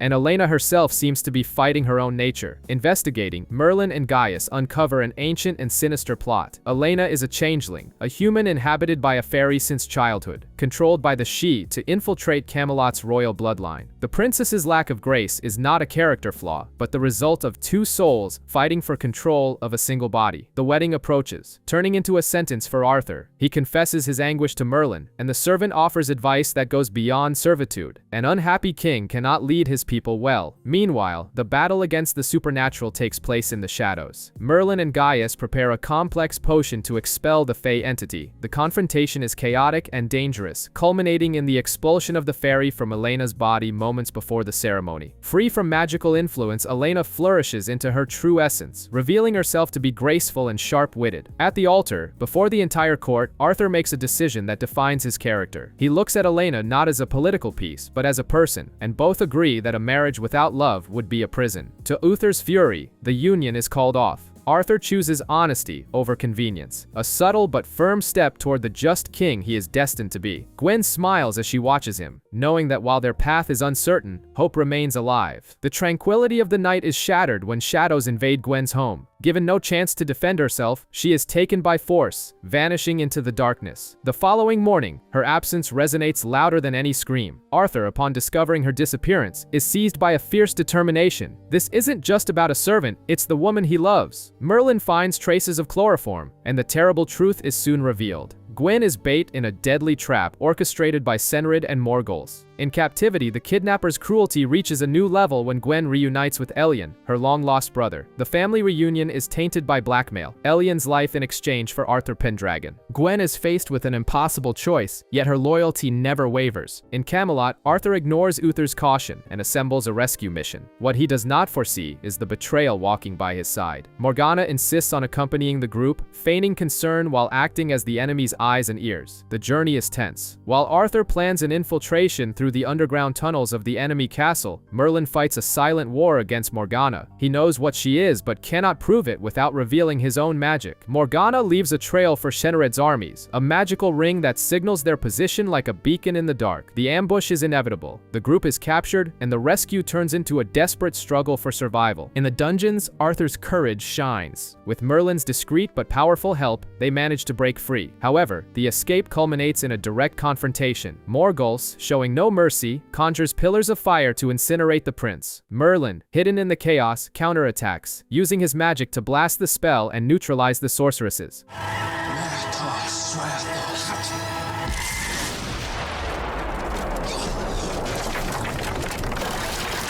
Arthur carries Morgana out, believing he is saving a vulnerable sister, blind to the fact that he carries the greatest threat to his kingdom in his arms. Back in Camelot, the relief of the return is bittersweet. Arthur and Gwen share a moment of deep understanding. The danger has only solidified the forbidden bond between them. "That's what you do when you love someone," Arthur says, and Gwen agrees. Yet, in the castle shadows, a cold smile forms on Morgana's lips. She failed today, but her war against Camelot is only beginning, and Arthur's unwavering trust in her is the most dangerous weapon of all. Under Camelot's pale moonlight, fate demands proof of worth. Arthur, stripped of his royal armor and dressed in a simple ceremonial cloak, kneels in the throne room, seeking a vision that will define his future reign. He seeks not glory, but dignity. At dawn, the answer arrives. He must retrieve the golden trident of the Fisher King, a lost relic in the Perilous Lands, a devastated realm where corrupted magic keeps a sovereign in eternal suffering. It is a solo journey, or so it should be. In the shadows, betrayal masquerades as family concern. Morgana, guided by the cold and calculating hand of Morgul's, gifts Arthur a bracelet adorned with a singular stone, the Eye of the Phoenix.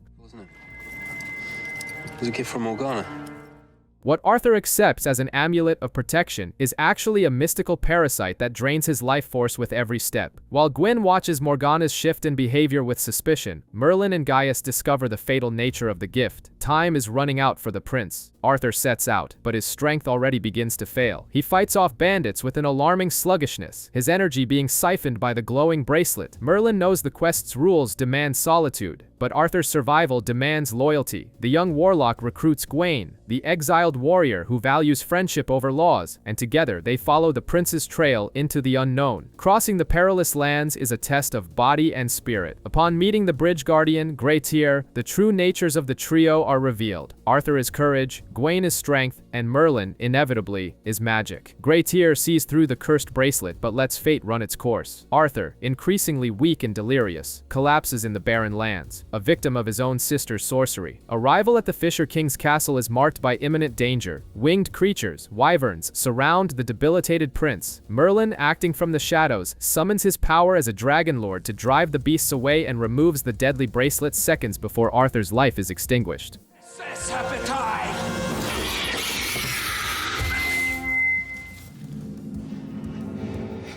When the prince awakens, his fury at being followed masks his relief. but the quest is not yet over. Alone in the throne room, Merlin meets the ancient king. The encounter is not just about a trident, it is about the future of Albion. The Fisher King, weary from centuries of pain, gives Merlin a vial of water from Avalon and asks for only one thing in return: death. With mercy, Merlin uses the cursed bracelet to grant the monarch his final rest. Arthur retrieves the trident, proving himself worthy in Uther's eyes, but Merlin carries a heavier burden. He holds the vial from Avalon, aware that the true trials are yet to come, while Morgana watches, her silent hatred growing with every victory her brother achieves. The past has a cruel way of returning when least expected. Gaius, always the pillar of reason and caution in Camelot, sees his emotional walls crumble with the arrival of Alice, an old flame separated from him by Uther's merciless war against magic. The reunion is sweet, filled with nostalgia and promises of second chances, but Camelot is no place for happy secrets. Alice did not return alone. She brings with her a mysterious box and a shadow that threatens to consume the kingdom.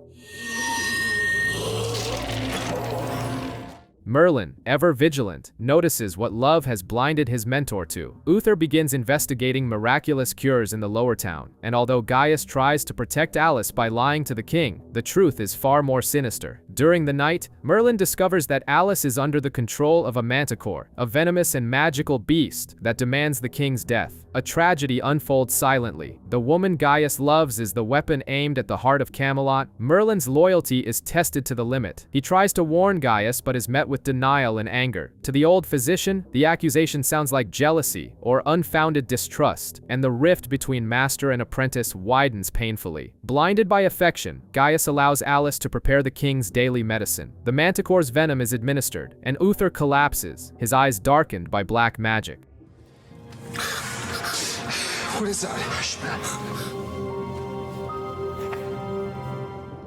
When the betrayal is revealed, the blow is devastating. Gaius confronts Alice and her confession is stifled by the beast's control. Arthur acts swiftly, arresting the woman and demanding a cure that does not exist. Despair takes over the court, but the true battle happens in the physician's chambers. A heartbroken Gaius realizes that to save the king and free Alice's soul, he must destroy the source of the evil. Together again, Merlin and Gaius face the impossible. While Merlin uses his magic to keep the Manticore at bay, Gaius conjures ancient spells, rekindling the power he kept dormant for decades. The box is destroyed, and with it, the beast disintegrates.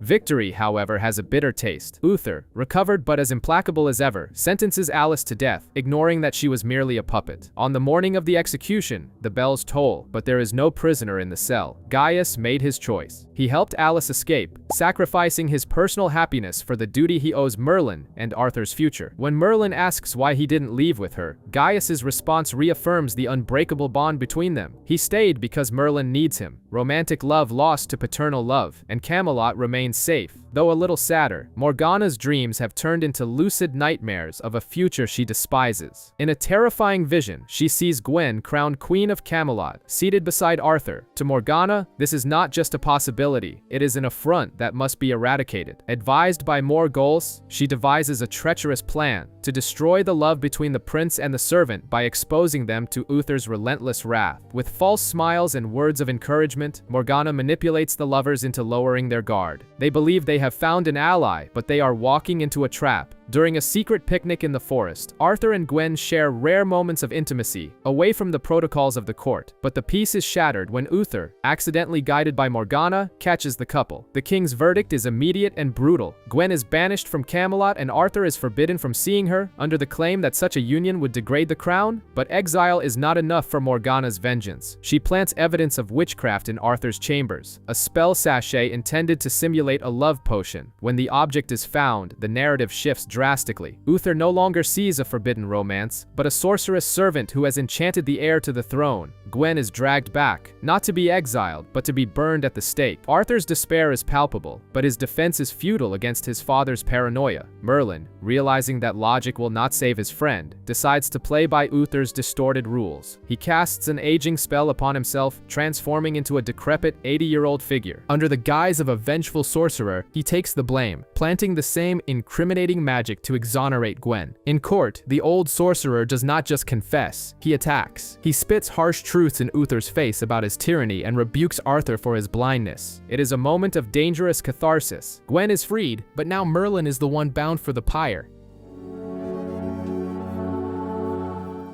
The escape plan relies on an antidote that Gaius frantically prepares as time runs out. In the flames, magic explodes. Merlin uses the chaos to escape and reverse his transformation at the last second, leaving behind only the legend of a mad sorcerer. The immediate danger has passed, but reality sets in. Arthur and Gwen, reunited under the shadow of a near-death experience, realize that their love is a dangerous sentence as long as Uther reigns. They part ways, promising to wait for a time when the laws are just. Morgana watches from the shadows, frustrated. Though she has separated their bodies, she has only strengthened the souls she swore to destroy. Tension and silence hang over the castle. The war for the throne is fought in hearts before it ever reaches the battlefield. A young man named Gilly walks through the forest with hope in his eyes, but the world is cruel to the weak. Two bullies confront and humiliate him, mocking his small stature. When they leave him in the mud, Gilly's frustration awakens something hidden. A ring in his backpack glows, and his eyes respond with the golden hue of magic. He possesses power, but lacks control. In Camelot, the atmosphere is one of controlled brutality. A tournament approaches, one where the code of chivalry is forgotten, and the only rule is survival. To everyone's surprise, Uther Pendragon decides to compete. The king, driven by a dangerous vanity, wants to prove that age has not diluted his strength. Arthur tries to dissuade him, fearing for his father's life, but Uther's pride is unshakable, fueled by the manipulative whispers of Morgana, who sees this as an opportunity for chaos. Gilly arrives in the city and soon discovers that magic can level the playing field. During the tournament, he uses his ring to turn the tables against larger opponents, seriously wounding them and securing impossible victories.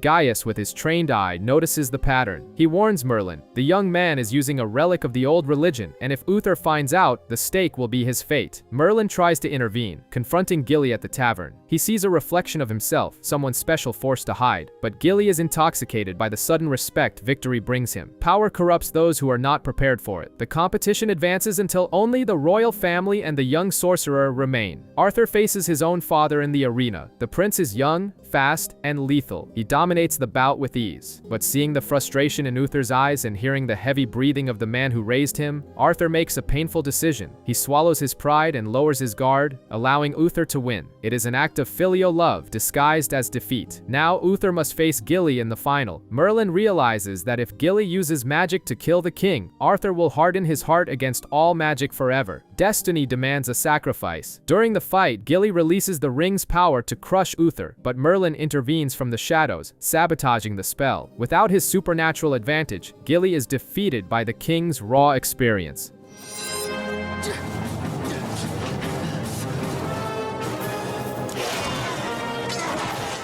Behind the scenes, the pain of defeat brings clarity. Gilly understands that his father did not reject magic out of fear, but out of wisdom. He leaves Camelot, promising Merlin they will meet again when times are free. Later, at a tense dinner, Morgana mocks Arthur's performance, but Uther silences her. In a rare moment of vulnerability and respect, the king reveals he knew exactly what Arthur did in the arena. He thanks his son for preserving his dignity. Arthur has proven he is ready to be king, not by the strength of his sword, but by the nobility of his character. The fragile peace of Camelot is shattered when Leon, the sole survivor of a massacred patrol, returns on the brink of death. He was saved by druids using the legendary Cup of Life, an artifact capable of granting immortality. Uther, fearing such power might fall into enemy hands, sends Arthur and Merlin on a secret mission to recover the cup. But secrets in Camelot have short legs when Morgana is listening. She alerts Morgana, turning a recovery mission into a deadly race. En route, Arthur and Merlin are captured by slave traders, where fate reunites them with Gwaine. The cynical and loyal warrior helps them escape amidst the chaos of a forced fight, proving once again that a man's worth is not in his title. Together, they reach the druids and obtain the cup, but betrayal has already been sown. A brutal ambush organized by Senrid, under Morgul's orders, results in disaster. Arthur is wounded by a poisoned arrow and the sacred chalice rolls down the hill, falling into the hands of the sorceress sisters. The tide of history turns drastically. Morgul wastes no time. She uses the blood from the cup to transform Senrid's soldiers into an immortal army, creatures that feel no pain and cannot die. When an arrogant Senrid believes he will command this force, Morgul orders his own men to kill him. The message is clear. clear. She needs no kings, only subjects. A feverish and delirious Arthur is dragged by Merlin and Gwaine back to Camelot, only to find a nightmare. The city is under siege. The immortal army marches against the gates, and no blade can stop them. Panic grips the streets as defenders fall one by one, only to rise again to be struck down once more. Camelot is not just losing a battle, it is being exterminated. They manage to enter the citadel, finding Elian and Gaius amidst the rubble. Uther is captured and dragged to the throne room. There, before his shackled father and a helpless Arthur watching from the shadows, Morgana reveals her true face. With a chilling smile of triumph, she snatches the crown from Morguls's hands and places it upon her own head. The revelation that she is Uther's daughter echoes through the hall like a death sentence. Uther Pendragon looks with horror at the monster he created, while Morgana sits on the throne, crowned Queen of Camelot over the ashes of the kingdom she swore to destroy. Queen of Camelot.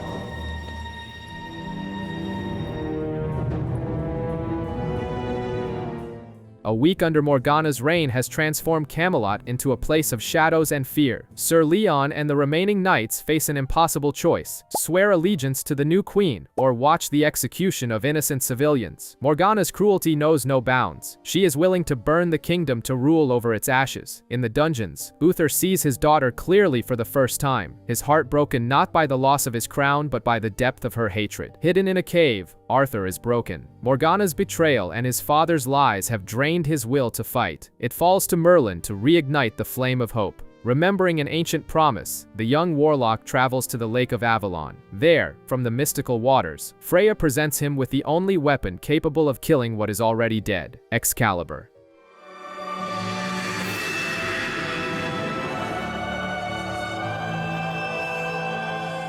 The sword gleams not just with steel, but with destiny. Meanwhile, Gwen executes a risky plan to free Leon, escaping the city under Morguls's nose. They reunite with Arthur in the cave, and the arrival of old friends, Lancelot, Percival, Elian, and Gwaine, brings a new energy. In an ancient ruin before a stone round table, Arthur gathers these men, not as a prince commanding subjects, but as a brother among equals. There, the legend is born. He knights them, united not by lineage, but by courage. The final plan is a desperate one. While Arthur and the knights launch a frontal assault to rescue Uther, Merlin and Lancelot infiltrate to destroy the source of Morgana's power, the Cup of Life. The castle is a bloodbath. Excalibur cuts through the immortal soldiers as if they were made of smoke, carving a path through the impossible. In the throne room, Gaius faces Morguls. Using magic and cunning, he blasts her against the pillars, clearing the way to empty the cup.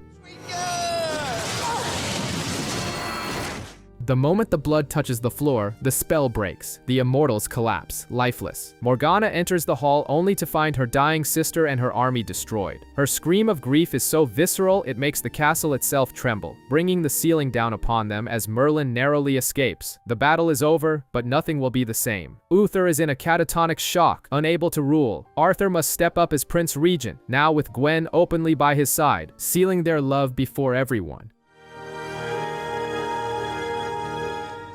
Gaius, knowing Merlin's crucial role, offers him the only reward that matters, the silent acknowledgement of his heroism. Away from the eyes of the court, Merlin returns to the forest. He thrusts the mighty Excalibur into solid stone, sealing it until the day the true King of Albion is ready to wield it again. The cycle closes, but the legend has only just begun. In the far reaches of the plains of Denaria, darkness stirs. Sir Leon, Elian, and their knights attempt to intercept Morgana's carriage, but her magic is a force steel cannot cut. They fall, defenseless. Morgana has no time for prisoners. Her mission is dark and urgent. Under the wagon's shroud lies Morguls, disfigured and weak, a shadow of her former self. Their destination is the Isle of the Blessed, and the price for what they seek will be paid in blood. In Camelot, the castle tries to breathe a sigh of relief after the hard times, but the throne carries a dead weight. Uther Pendragon is a broken man, his vacant stare fixed on nothing. His daughter's betrayal has destroyed his mind. Arthur, now regent, carries the kingdom on his shoulders, advised by his uncle, Lord Agravain. But Agravain has one face for the light and another for the shadows. The celebration of Samhain is interrupted by terrible news. Morgana has reached the Isle. There, under a sinister moon, Morgulus demands the final sacrifice. She offers herself to her sister's blade to tear the veil between the worlds. With painful hesitation, Morgana fulfills the wish. Blood touches stone. The veil is torn. The scream that echoes is not of this world. Miles away, Merlin feels the impact in his soul.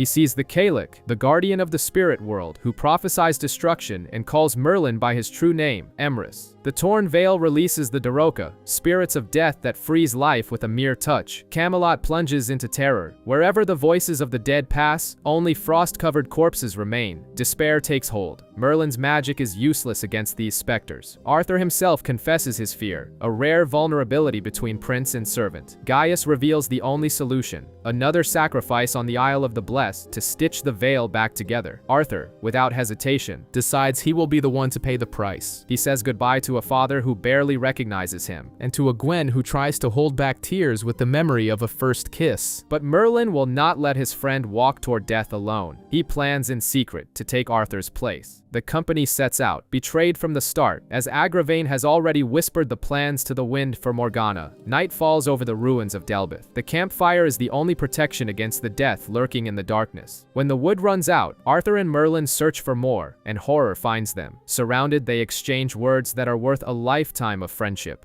Arthur laughs in the face of the end, calling Merlin brave. But when the Daroka attacks, it is not the prince who falls. Merlin lunges forward. The spirit passes through him. The young warlock's body hits the wall, motionless, his face covered by the frost of death. Arthur holds his friend, and the silence of the night is deafening.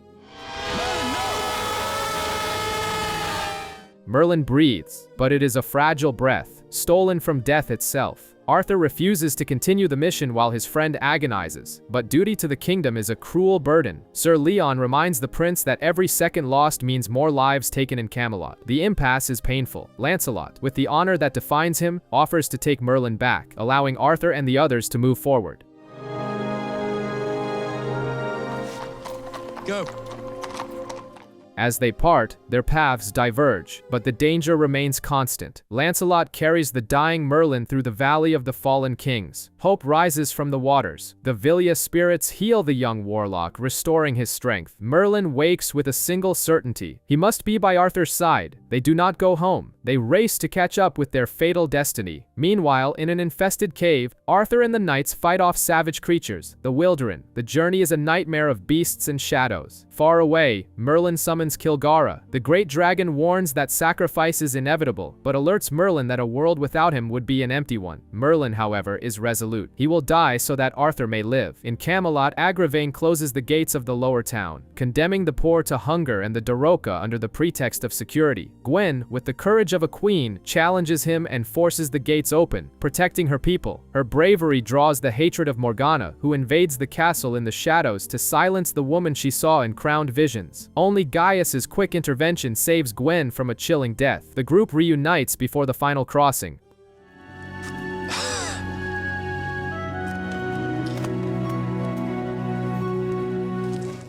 Wyverns guard the skies of the Isle of the Blessed, winged beasts that demand blood. While the knights fight to clear a path, Arthur, Merlin, and Lancelot advance to the Cailleach's altar. Before the torn veil, the cold is absolute. The Cailleach waits. Arthur steps forward, ready to give his life for his people. Merlin stops him, knocking the prince out with subtle magic. He prepares for the end, accepting his fate. But the Cailleach looks at him with curiosity. It is not Emrys's time. Merlin turns, confused, and time seems to stand still. Lancelot walks toward the veil. He heard Merlin's conversation with the dragon. He knows what must be done. With one last look at Merlin, a sad, parting smile, Lancelot steps into the spiritual mist. The veil closes. The noble knight fulfills his promise to Gwen, to protect Arthur with his life.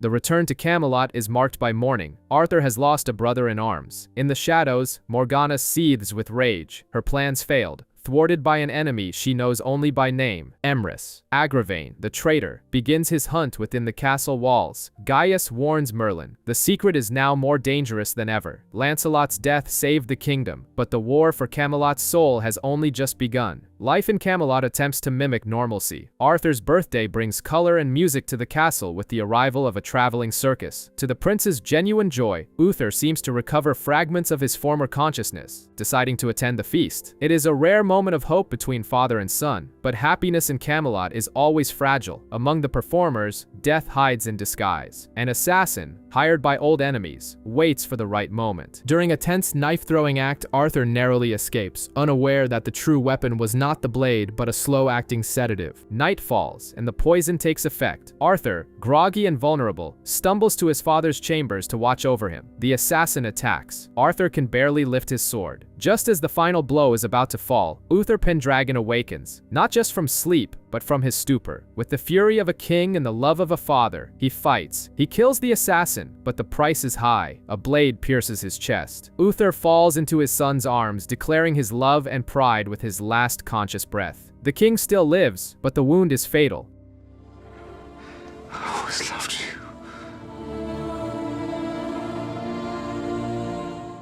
Gaius's medicine cannot save him. Arthur's despair leads him to an unthinkable decision. He will use what Uther hated most to save him. He turns to magic. Merlin sees this as the chance he has waited for his entire life. If he saves Uther as a sorcerer, Arthur will accept magic. He disguises himself as the old sorcerer, Dragoon the Great. But in the shadows, Gwaine rushes to Morgana. Her hatred for her father is greater than any blood tie. She enchants a necklace that inverts the power of healing, turning life into death. Under the cover of night, Merlin enters the king's chambers.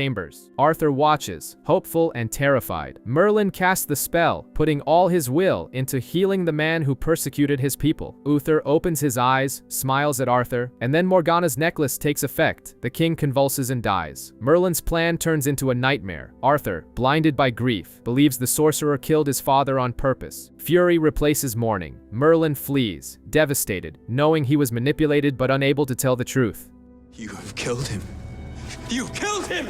No!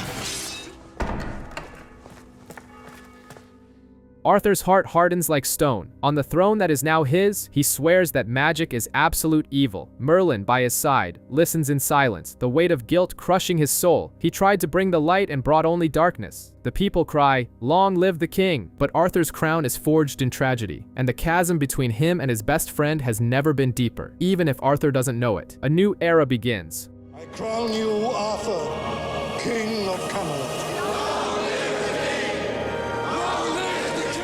In the shadows of the night, greed awakens secrets that should have remained buried. Julius Borden, a man driven by ambition, invades a druid camp in search of an ancient fragment. What he seeks is not just treasure, but the key to a legendary tomb. The Tomb of Ashkenar, the resting place of the last dragon egg. Borden arrives in Camelot seeking the help of Gaius, his former mentor. However, the court physician sees the darkness in his ex-pupil's heart and refuses. But Merlin, eavesdropping at the door, sees something else. A desperate chance to save his own kind. For him, it is not about wealth, but about not being alone in the universe. Kilgara reinforces this desire, reminding the young Warlock that his duty as a Dragonlord supersedes Gaius's orders. Moved by hope, Merlin makes a dangerous mistake. He trusts Borden, stealing the key from the royal vaults to complete the Triskelion. The betrayal is swift and brutal. Borden gets what he needs and leaves Merlin unconscious, fleeing to claim the prize. When the truth comes out, Arthur's reaction is devastating. The king decides to hunt Borden down, not to recover the treasure, but to destroy the egg. He carries the weight of Uther's legacy, the duty to purge magic from the world. Merlin finds himself trapped in an ironic nightmare. He must guide Arthur to the egg, knowing the king intends to kill it. Gaius's words of rebuke echo in his mind. Merlin's blind trust has put the future of dragons at mortal risk. The journey to the tomb is marked by ambushes and poison. An implacable Borden leaves Arthur's knights on the brink of death. As the king's men succumb to toxins, Merlin acts. He heals his friends in secret and moves ahead alone for the final confrontation.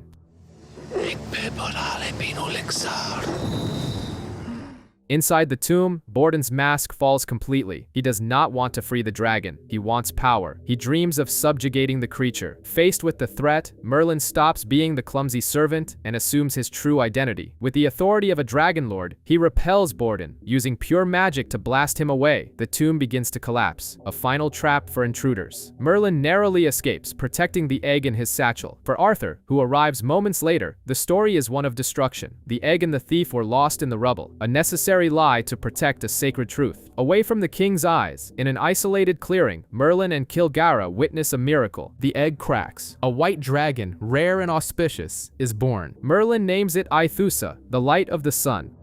Aethusa. Tongue, you named him after the light of the sun. The future of Albion still holds hope, even if it must grow in the shadows. Heavy is the head that wears the crown, and the cost of wearing it is often one's own soul. Arthur, eager to prove his strength as the new king, falls into a calculated trap. After capturing King Caerleon following an attack, Arthur ignores Merlin's pleas for mercy. Pressured by Gwaine to make a show of power, he executes the prisoner in cold blood. It is an act worthy of Uther, not Arthur, and the silence that follows the execution is deafening. The consequences are immediate. Queen Annis, widowed and furious, declares war. Morgana, seeing a reflection of her own hatred in Annis's grief, offers a poisonous alliance. Two powerful women, united by loss and the desire to see the Pendragon lineage fall. In Camelot, guilt consumes Arthur. He realizes he has acted against his own nature. To make matters worse, Gwaine whispers in his ear that a king at war cannot afford the luxury of a commoner's love. Believing he is making a noble sacrifice, Arthur breaks up with Gwen. He breaks his own heart, believing it will strengthen his kingdom, leaving Gwen devastated yet dignified, asking only that he remains true to himself. On the battlefield, Arthur reaches a final decision. He will not let his people bleed for his mistake. He rides alone to the enemy camp and invokes the right of single combat. Annis accepts, but Morgana does not play fair. Under the cover of night, she enchants Arthur's sword, ensuring it becomes an unbearable weight at the decisive moment. Arthur's as good as dead. The duel begins. Annis's champion is a giant, and Arthur soon finds himself fighting not just a formidable opponent, but his own cursed weapon. The sword weighs like lead. Defeat seems certain, but Merlin, vigilant in the shadows, intervenes. A subtle spell causes the giant to falter, giving Arthur the chance to disarm him. With the enemy at his mercy, Arthur makes the choice that defines his reign. He does not kill, he spares the champion and offers peace.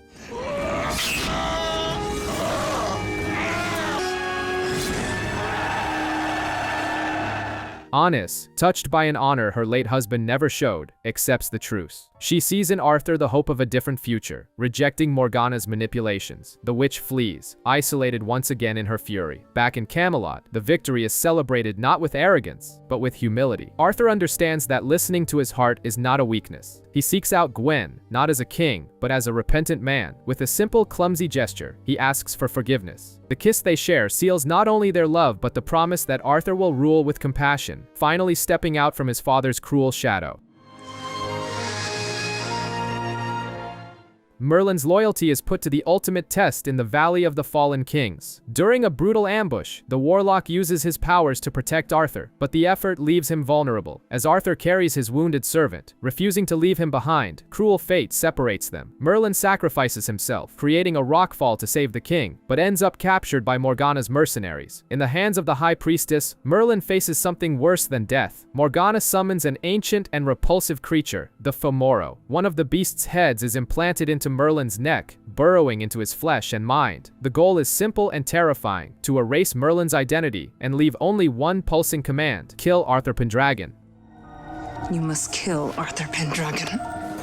When Merlin returns to Camelot, he is no longer himself. His eyes are cold, his words sharp, his actions mechanical. The loyal friend has become the perfect assassin, hidden in plain sight. The attempts begin. Poison in the food, a rigged crossbow in the wardrobe. Only luck and the subconscious incompetence generated by Merlin's internal conflict save the king. Arthur, distracted by external traitors, fails to notice that death sleeps in his antechamber. Gaius and Gwen, however, see the truth. They find Merlin about to pour corrosive salts into the king's bath. The horror of the situation is palpable. The man who dedicated his life to protecting Arthur is now fighting his own body to destroy him. Gaius manages to paralyze the beast temporarily, but knows the only cure is to kill the mother creature. Merlin, struggling against the mind control, decides to act. Disguised as the old sorcerer Dragoon, he sets off for Morgana's lair. On the way, he is intercepted by Arthur's knights, forced to attack those he swore to protect. To complete his mission, the confrontation in Morgana's hovel is charged with primal fear. When the sorceress sees Dragoon, she doesn't see an old enemy. She sees Emrys, her prophesied doom. The terror in her eyes is genuine. She attacks with desperation, but Merlin's magic, driven by the need to reclaim his own mind, is superior. He destroys the mother beast in a fire, breaking the cursed link. Free from control, Merlin returns to the castle, exhausted and wounded. The scar on his neck disappears under his neckerchief, but the memory of the violation remains. Arthur, oblivious to the danger he was in, reprimands Merlin for his disappearance, sentencing him to household chores. Merlin accepts the punishment with a tired smile. For him, serving Arthur is a privilege, for it means he failed his imposed mission. The king lives, and as long as Arthur lives, Merlin's silent sacrifice continues. In the shadows of the forest, Betrayal finds a new ally. Morgana, recovered by Gwaine, realizes her plans fail because someone in Camelot anticipates her moves. The conclusion is logical but dangerous. Gaius must know the truth. In Camelot, Gwaine begins to pour his venom into Arthur's ears. He plants the seed of doubt, suggesting that the old physician, the king's moral compass, is the traitor they seek. Arthur, torn between trust and fear, hesitates but allows an interrogation. Gaius's loyalty is unshakable, but the trap is already set. Under the cover of night, mercenaries led by the fearsome Eldor kidnap the physician. To the world, it looks like a flight. To Merlin, it reeks of conspiracy. When sorcery books and forged evidence appear in Gaius's chambers, Arthur succumbs to the proof presented by his uncle. The king feels the weight of betrayal, unaware that the true traitor stands by his side, poisoning his judgment. Merlin, desperate and isolated in his certainty, finds clues Arthur refuses to see. The red iron ore on Gwain's boots points to a specific location, and Merlin, with Gwaine's reluctant help, sets off for the rescue. Meanwhile, Gaius faces excruciating mental torture. Eldor doesn't want state secrets. He wants the name of Emrys. Gaius's resistance is heroic, but pain breaks barriers. He reveals the truth. Merlin is Emrys, the warlock destined to unite magic and the new world.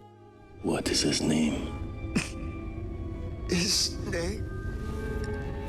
Merlin.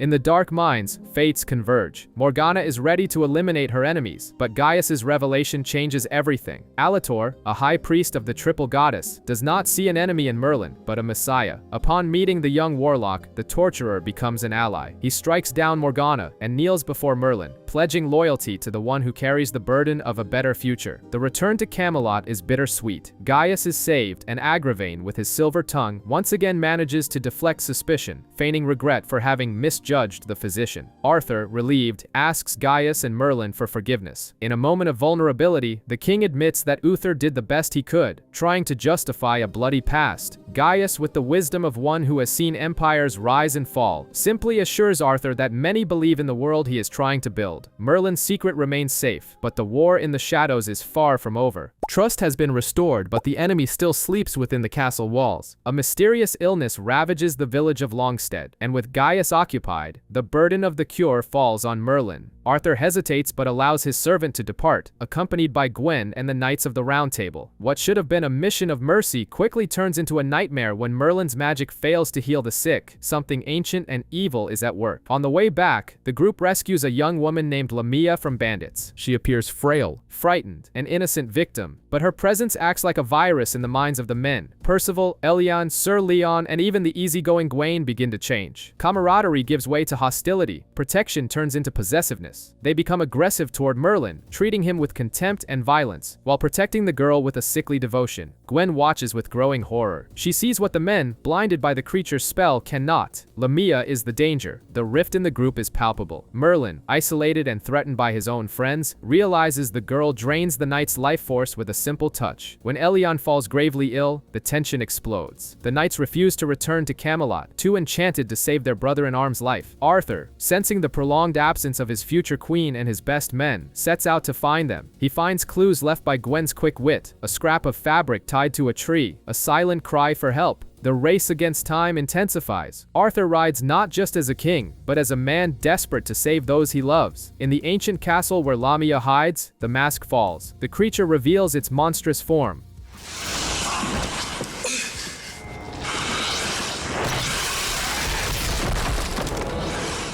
Merlin, deprived of the protection of the knights who now lie unconscious or enchanted, fights for his life and Gwen's. The battle is brutal. Gwen, showing the courage of a warrior, wields a sword to defend Merlin, but Lamia's brute strength is overwhelming. The end comes with Arthur's blade. The king arrives at the critical moment, slaying the abomination and breaking the spell. With the creature's death, the fog in the knights' minds clears, leaving only the shame of their actions and exhaustion. Back in Camelot, physical wounds are healed by Gaius, but the true healing happens through Arthur's words. In private, he praises not the strength of his knights, but Gwen's bravery. He sees her not as a servant, but as an equal, worthy of standing beside a king. Their love grows stronger, unaware that this happiness is about to be tested in the cruelest way imaginable.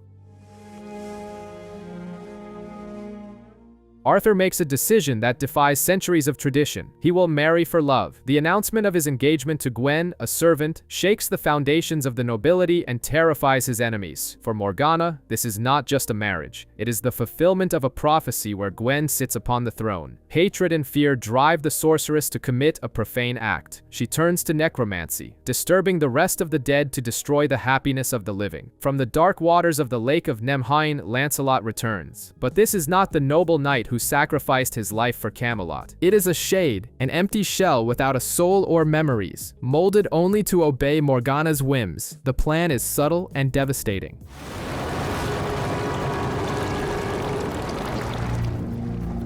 I'm yours to command.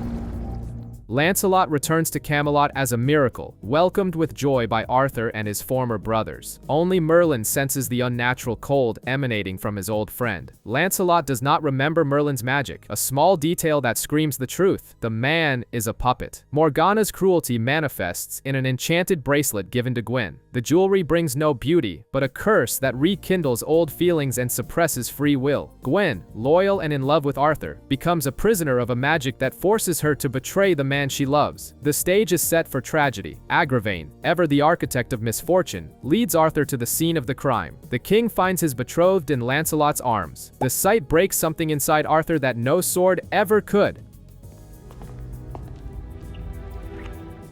Fury explodes into a visceral duel. Arthur fights the ghost of a friend, while Merlin, hidden in the shadows, intervenes magically to prevent the king, in his blind grief, from being killed by the shade. The judgment is swift and painful. With her mind free of the enchantment after discarding the bracelet, Gwen faces the devastation she caused, unable to understand how she could hurt Arthur so deeply. The law demands death, but Arthur's love, though wounded, still breathes. He banishes her. The scene of Gwen's departure is filled with an unbearable silence. The dream of a kingdom united by love crumbles as she leaves the citadel alone. The final act occurs away from the eyes of the court. Gwaine orders Lancelot to take his own life, completing his mission of destruction. Merlin retrieves the body of the man who was the noblest of knights. By the lakeside, he performs a final act of mercy. He breaks Morgana's spell, allowing the true soul of Lancelot to return for a fleeting moment. Lancelot's final thanks before departing forever is a painful reminder of what was lost. Arthur remains on the throne, but his heart is empty, hardened by a betrayal he believes to be real. A routine patrol in the forest turns into a silent nightmare when Merlin, Arthur, and the knights stumble upon an ancient druid shrine. The air is heavy, charged with a history Camelot would rather forget. Merlin senses danger vibrating in the air and warns everyone not to touch anything. But thirst speaks louder than prudence for Elien. Ignoring the warning, he drinks from a sacred well. The act seems harmless, but in the shadows, something awakens. The spirit of a druid boy, restless and full of pain, finds a new host. The return to the castle brings an invisible presence. Gaius, with his ancient knowledge, explains that these shrines serve to soothe tormented souls, and disturbing them invites chaos. Elien, now haunted by visions of a pale, drenched boy, tries to protect himself with superstitions, drawing a salt circle under his bed. But fear is not enough of a shield against possession. Elien's behavior changes drastically. During training, the knight's discipline gives way to uncontrolled fury.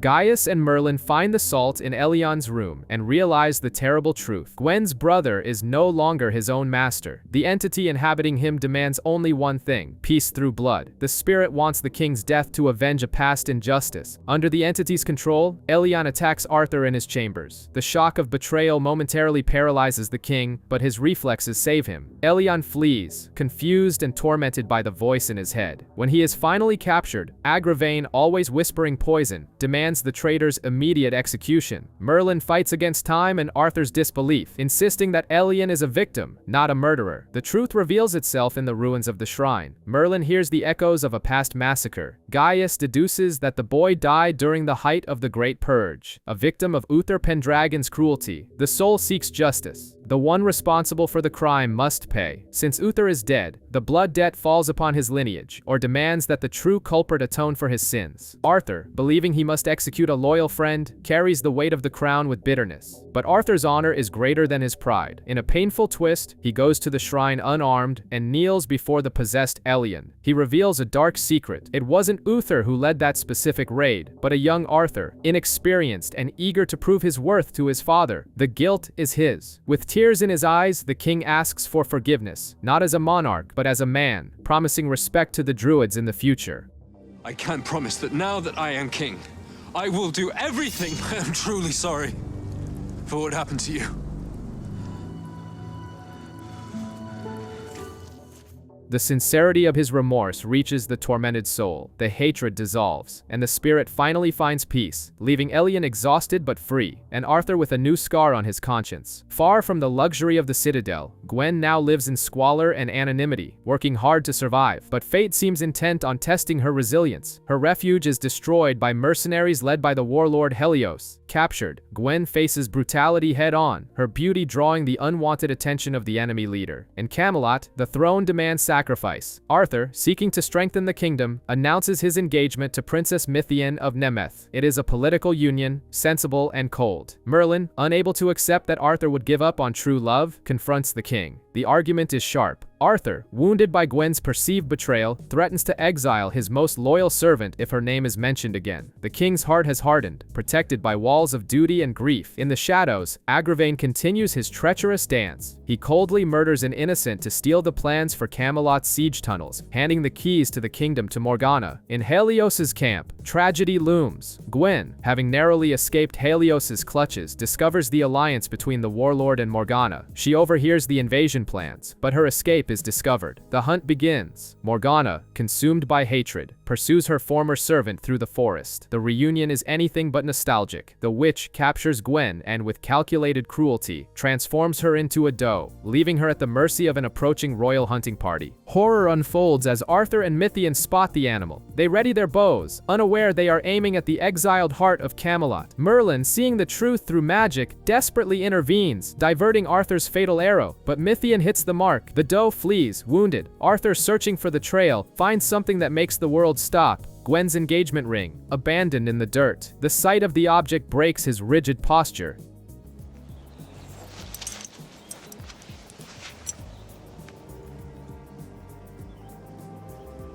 My lord.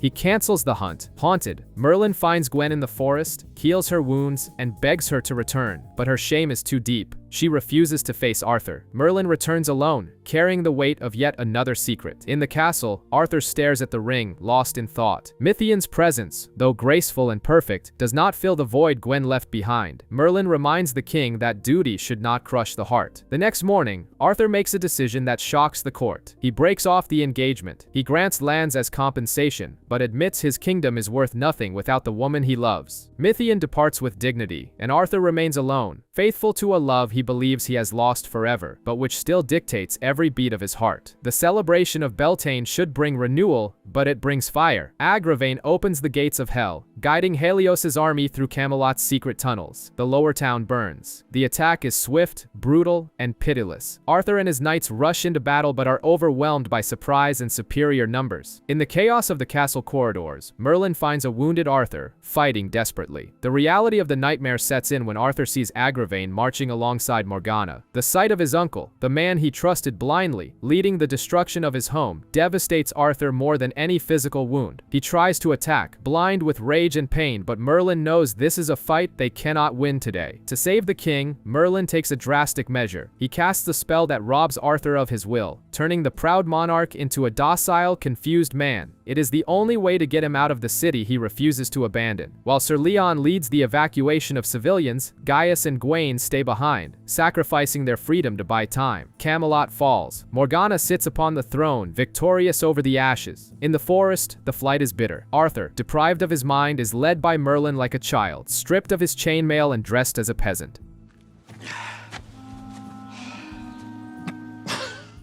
They find unlikely allies, Tristan and Isolde, smugglers who despise royalty but join them out of necessity. The journey is slow and perilous. In Camelot, Morgana's cruelty knows no bounds. She tortures Elien mentally and physically to discover the king's whereabouts, sending Gwaine and his hunters after them. When Merlin's spell finally dissipates, Arthur wakes to a world in ruins. The realization that he has lost everything, his kingdom, his people, and the trust in his own family, hits him with crushing force. He feels like a fool, betrayed by those who should have loved him. Merlin, steady as a rock, reminds him that Gwaine and Morgana's betrayal stems from their greed, not Arthur's failure. Fate, however, holds a small mercy amidst the tragedy. Upon arriving at the village of Eldor, seeking refuge in the home of Merlin's mother, Arthur finds a familiar face. Gwen is there. The reunion is silent and charged with restrained emotion. There is no need for complex words. The relief of seeing her alive is the only light in Arthur's darkest hour. They embrace, mending bonds that seem broken, but peace is fleeting. Gwain's troops appear on the horizon, surrounding the village. The flight begins anew, and the crownless king must run once more to survive. The flight through the forest is desperate, marked by ragged breath and the sound of enemy footsteps closing in. Merlin knows that running isn't enough. He stays behind, invoking the power of the great dragon to buy time with fire and fury.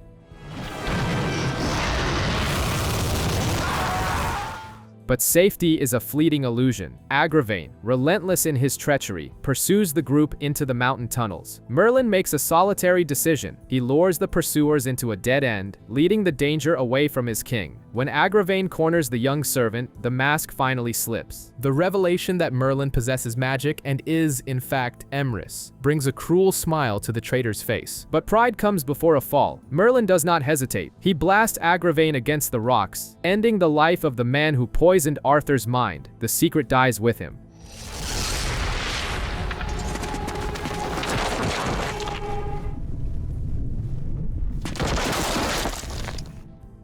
The group emerges in the woods of Assateer, but Arthur's spirit is broken. Tristan's constant barbs about his fitness to rule, coupled with the guilt he carries, sink the king into self-doubt. Not even Gwen's attempts at reconciliation work. The pain of betrayal is still an open wound. Arthur feels he has failed everyone. Merlin realizes his friend needs more than words of comfort. He needs a legend. The Warlock guides Arthur to a clearing where the mythical Excalibur rests embedded in a stone, weaving an ancient tale about the true test of kingship. It is a necessary lie to awaken a greater truth. Before the survivors of Camelot, Arthur hesitates, but Merlin's unwavering faith spurs him on. When Arthur pulls the sword from the stone, it is not just the metal that is freed, but the soul of a king who believes in himself once more.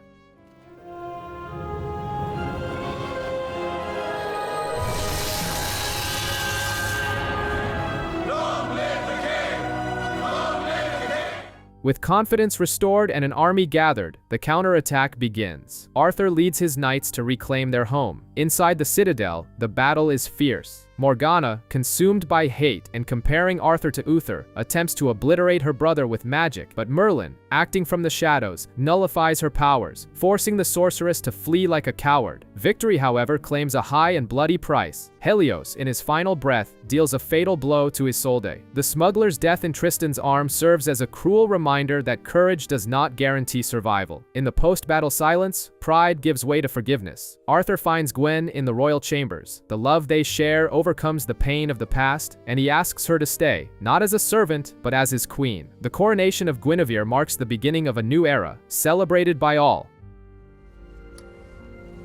Queen of Camelot.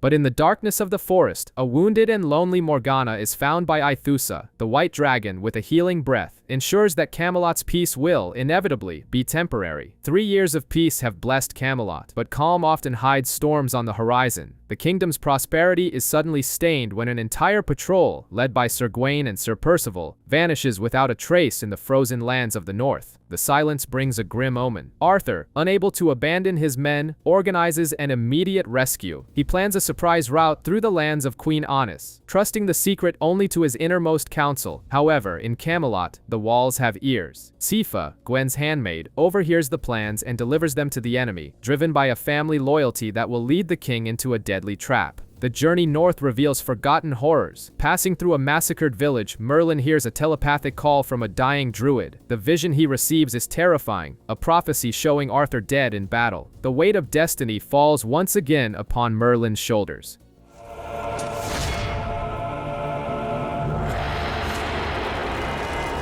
Is he alive?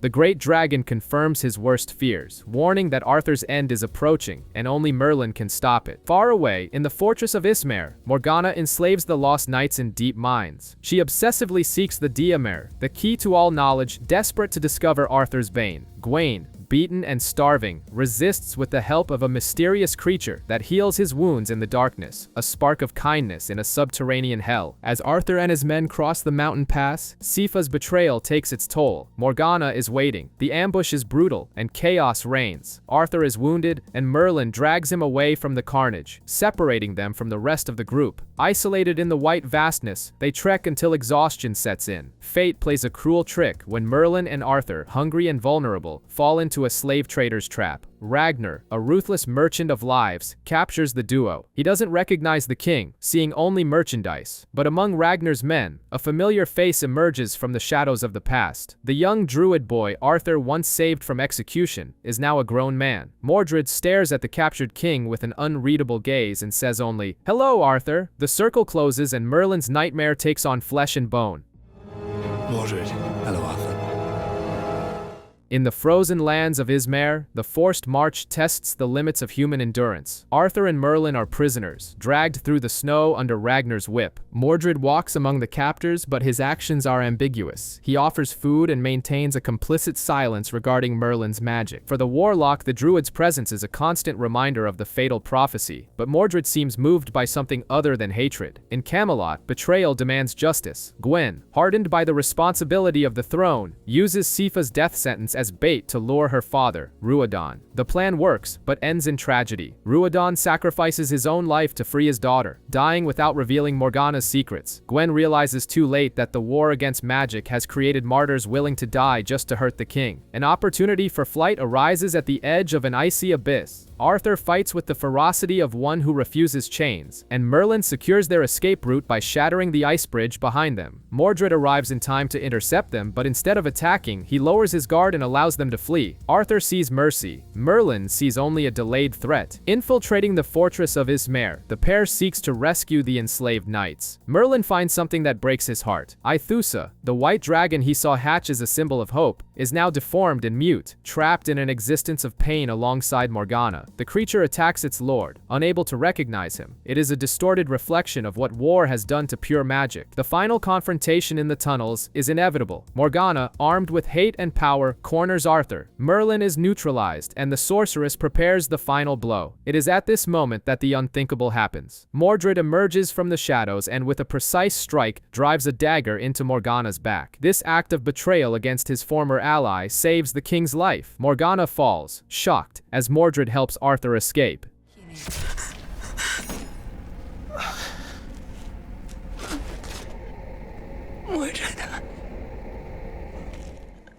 In the depths of the mine, Merlin finds the mysterious creature, the true Diamere. The entity reveals the bitter truth Morgana so desperately sought. Arthur's bane is not a weapon or a spell, but Arthur himself. He is the architect of his own destiny. Back in Camelot, Mordred's heroic act earns him a seat at the round table. Arthur knights him, blind to the danger Merlin sees so clearly. As the new Sir Mordred swears his oath, Merlin watches in silent terror. The boy of the prophecy is now armed and positioned at the king's right hand. The danger has not been averted. It has been invited inside. The forest echoes with cries of despair. Arthur and Merlin, interrupting a hunt, stumble upon a village ruled by fear. A woman, Valdis, is about to be burned at the stake, accused of witchcraft without proof or trial. Arthur, now firm in his own morality, intervenes. He is not just a king who gives orders. He is a man who challenges blind cruelty. He saves the woman, but she is doomed by the abuse she suffered. Before she dies, Valdis gives Arthur a dangerous gift, the Horn of Cathbad, a relic capable of piercing the veil between worlds.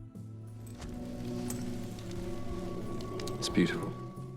In Camelot, the festive mood of the anniversary of the coronation hides an open wound. For Arthur, the date is a yearly reminder of his father's death. Grief clouds his judgment. Ignoring Merlin's warnings and Gaius's caution, Arthur rides to the stones of Nemeton. The temptation to see Uther again is unbearable. He blows the horn, the veil is torn. The reunion, however, brings no comfort, only poison. The spirit of Uther Pendragon offers no love, only contempt. He attacks every decision Arthur has made: the marriage to Gwen, the knighting of commoners, the honor given to the peasantry. Uther demands a kingdom ruled by fear, not justice. Arthur recoils, shaken, but his father's look of disappointment follows him back to the land of the living. The castle soon becomes a stage for inexplicable events. Chandeliers fall, objects fly, and fear spreads through the corridors. Percival is wounded by invisible weapons. Gwen, the queen Uther so despises, becomes the primary target. She is violently dragged through empty hallways and locked in flaming kitchens, surviving only through Merlin's quick intervention. It is no mere poltergeist. It is the fury of a dead king who refuses to let go of control. Merlin realizes the terrible truth. By looking back during the ritual, Arthur released his father's spirit. The only way to send him back is for Arthur himself to blow the horn again. The hunt through the dark corridors culminates in the throne room. Uther confronts his son, knocking him down with telekinetic magic. Merlin intervenes, revealing his own powers to protect the king. Uther's hatred explodes at the sight of magic in the heart of his kingdom. But it is too late. Arthur stands, not as a son seeking approval, but as the true king of Camelot. He rejects his father's legacy of fear. With a final breath into the horn, Arthur purges the ghost and the past, accepting that his compassion is not a weakness, but his greatest strength.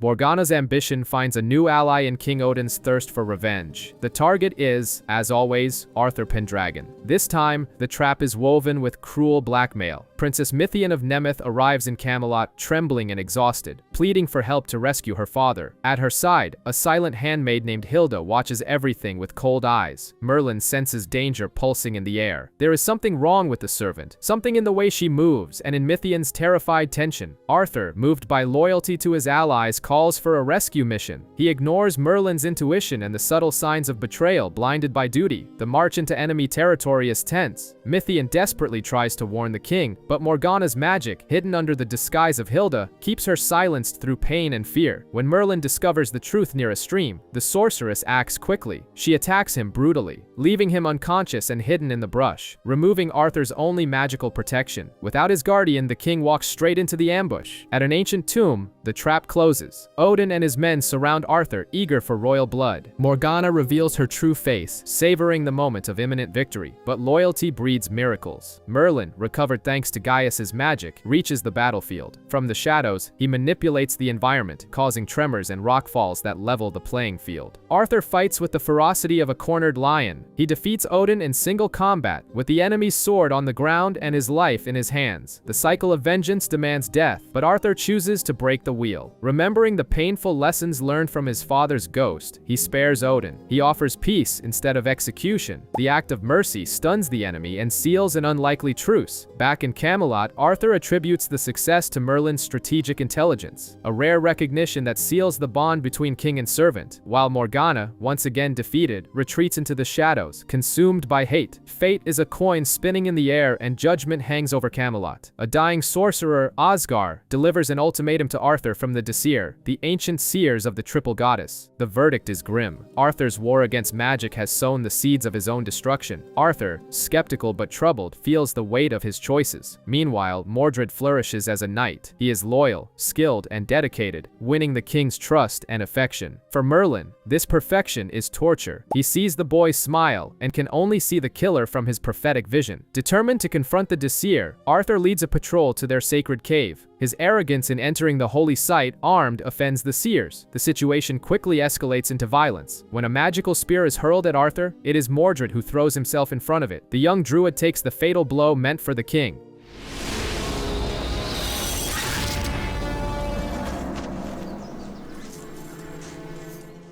This heroic act leaves Arthur devastated and places Merlin before the cruelest dilemma of his life. Mordred is dying. The only cure lies in the hands of the Discer, but the price is high. Arthur returns to the cave, pleading for his knight's life. The seers offer an impossible choice. To save Mordred, Arthur must embrace the old religion and allow the return of magic to Camelot. If he refuses, the boy will die. Arthur wavers. He sees the pain magic has caused, but he also feels the injustice of letting a friend die. In the stillness of the night, he turns to Merlin. The king is ready to accept magic, ready to change the laws of Camelot if Merlin says it is the right path. It is the moment Merlin has waited for his entire life, the chance to be free. But the fear of the prophecy consumes him. If Mordred lives, Arthur dies.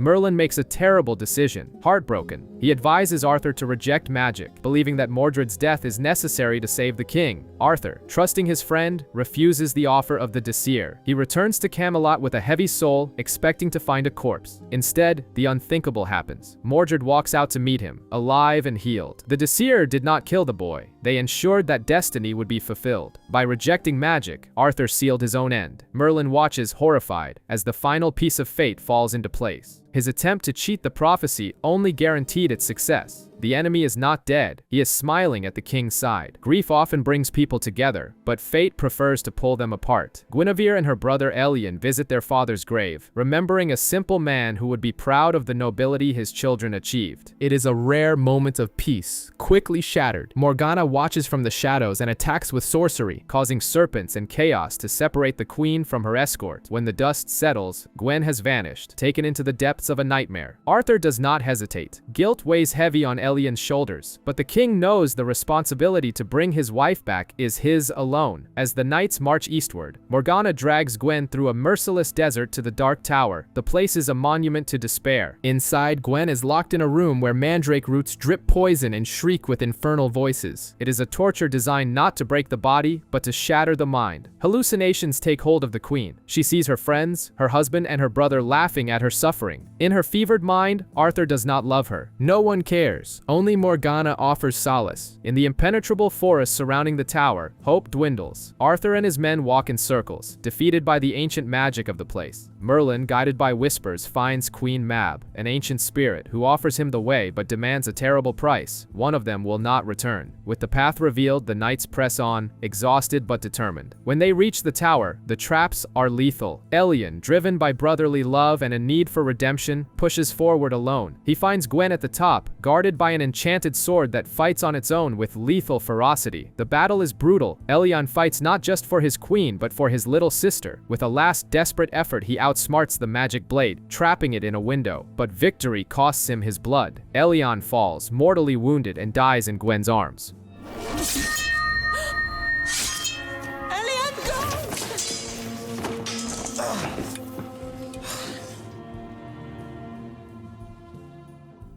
The return to Camelot is marked by silence and the flames of a funeral pyre on the Lake of Avalon. Arthur mourns a friend. Gwen mourns the last link to her past. But something broke inside her at the Dark Tower. That night, under the cloak of darkness, the queen slips into the forest. She meets Morgana not as a prisoner, but as an ally. The torture worked. The woman who returns to the king's bed has the face of Guinevere, but her loyalty now belongs to the High Priestess. Destruction of everything Arthur holds dear.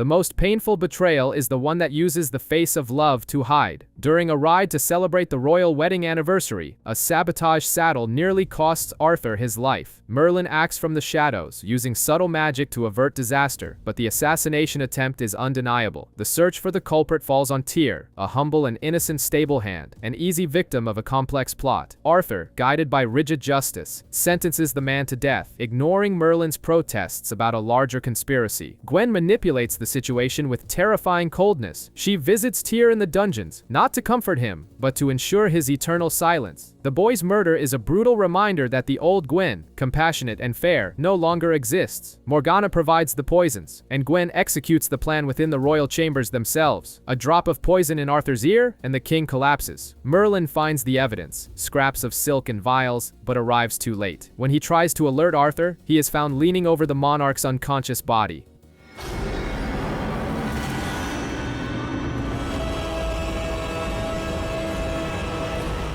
Gwen, with false tears and theatrical precision, accuses Merlin of treason. Imprisoned in the dungeons he knows so well, the Warlock faces his worst nightmare, seeing his best friend dying at the hands of the woman they both love, while he is powerless behind bars. Gaius, the voice of reason amidst the madness, helps Merlin escape, using an aging potion. Transformed into the Old Man Dragoon, Merlin races against time. He infiltrates the castle, evades the knights he swore to protect, and scales the outer walls to the king's chambers. With Arthur on the brink of death, Merlin uses his magic, risking everything to purge the poison. The next morning, Arthur awakens recovered, and Merlin is exonerated. However, the true culprit remains untouchable. Gwen skillfully plants evidence against the apothecary who sold the poisons, closing the loop and emerging as the heroine who saved her husband. Arthur and the court exalt her, blinded by adoration. Only Merlin, standing in the distance, sees the truth. Their eyes meet, the loyal protector against the traitor queen. The game has changed, and the enemy now sleeps beside the king. Merlin's kindness is often his greatest weakness, and Morgana knows exactly how to exploit it. A boy named Daigle arrives in Camelot asking for help to save his sick sister. Despite Gaius's warnings and an intuition screaming danger, Merlin cannot turn his back on someone suffering. He follows the boy to the Valley of the Fallen Kings, only to discover there is no sister and no illness. Only Morgana. The ambush is swift and cruel. Morgana poisons Merlin and leaves him for dead in a ravine, removing the only obstacle that could stop her new plan. In Camelot, danger arrives with pomp and circumstance. The Serum of Amata, a warlord feared for his cruelty, visits Arthur to sign a treaty. During the banquet, the true extent of the Serum's horror is revealed. He kept Morgana and the dragon Aethusa chained in a pit for 2 years, a torture that deformed the young dragon and further hardened the witch's heart. Gwen sees in the Serum the perfect tool. She conspires with the tyrant, Arthur's life in exchange for lands. While the assassination is plotted in the palace corridors, Merlin fights for his life in the forest. Daigle, consumed by guilt upon seeing the Warlock's genuine kindness, returns. He administers an antidote, saving the man he just betrayed.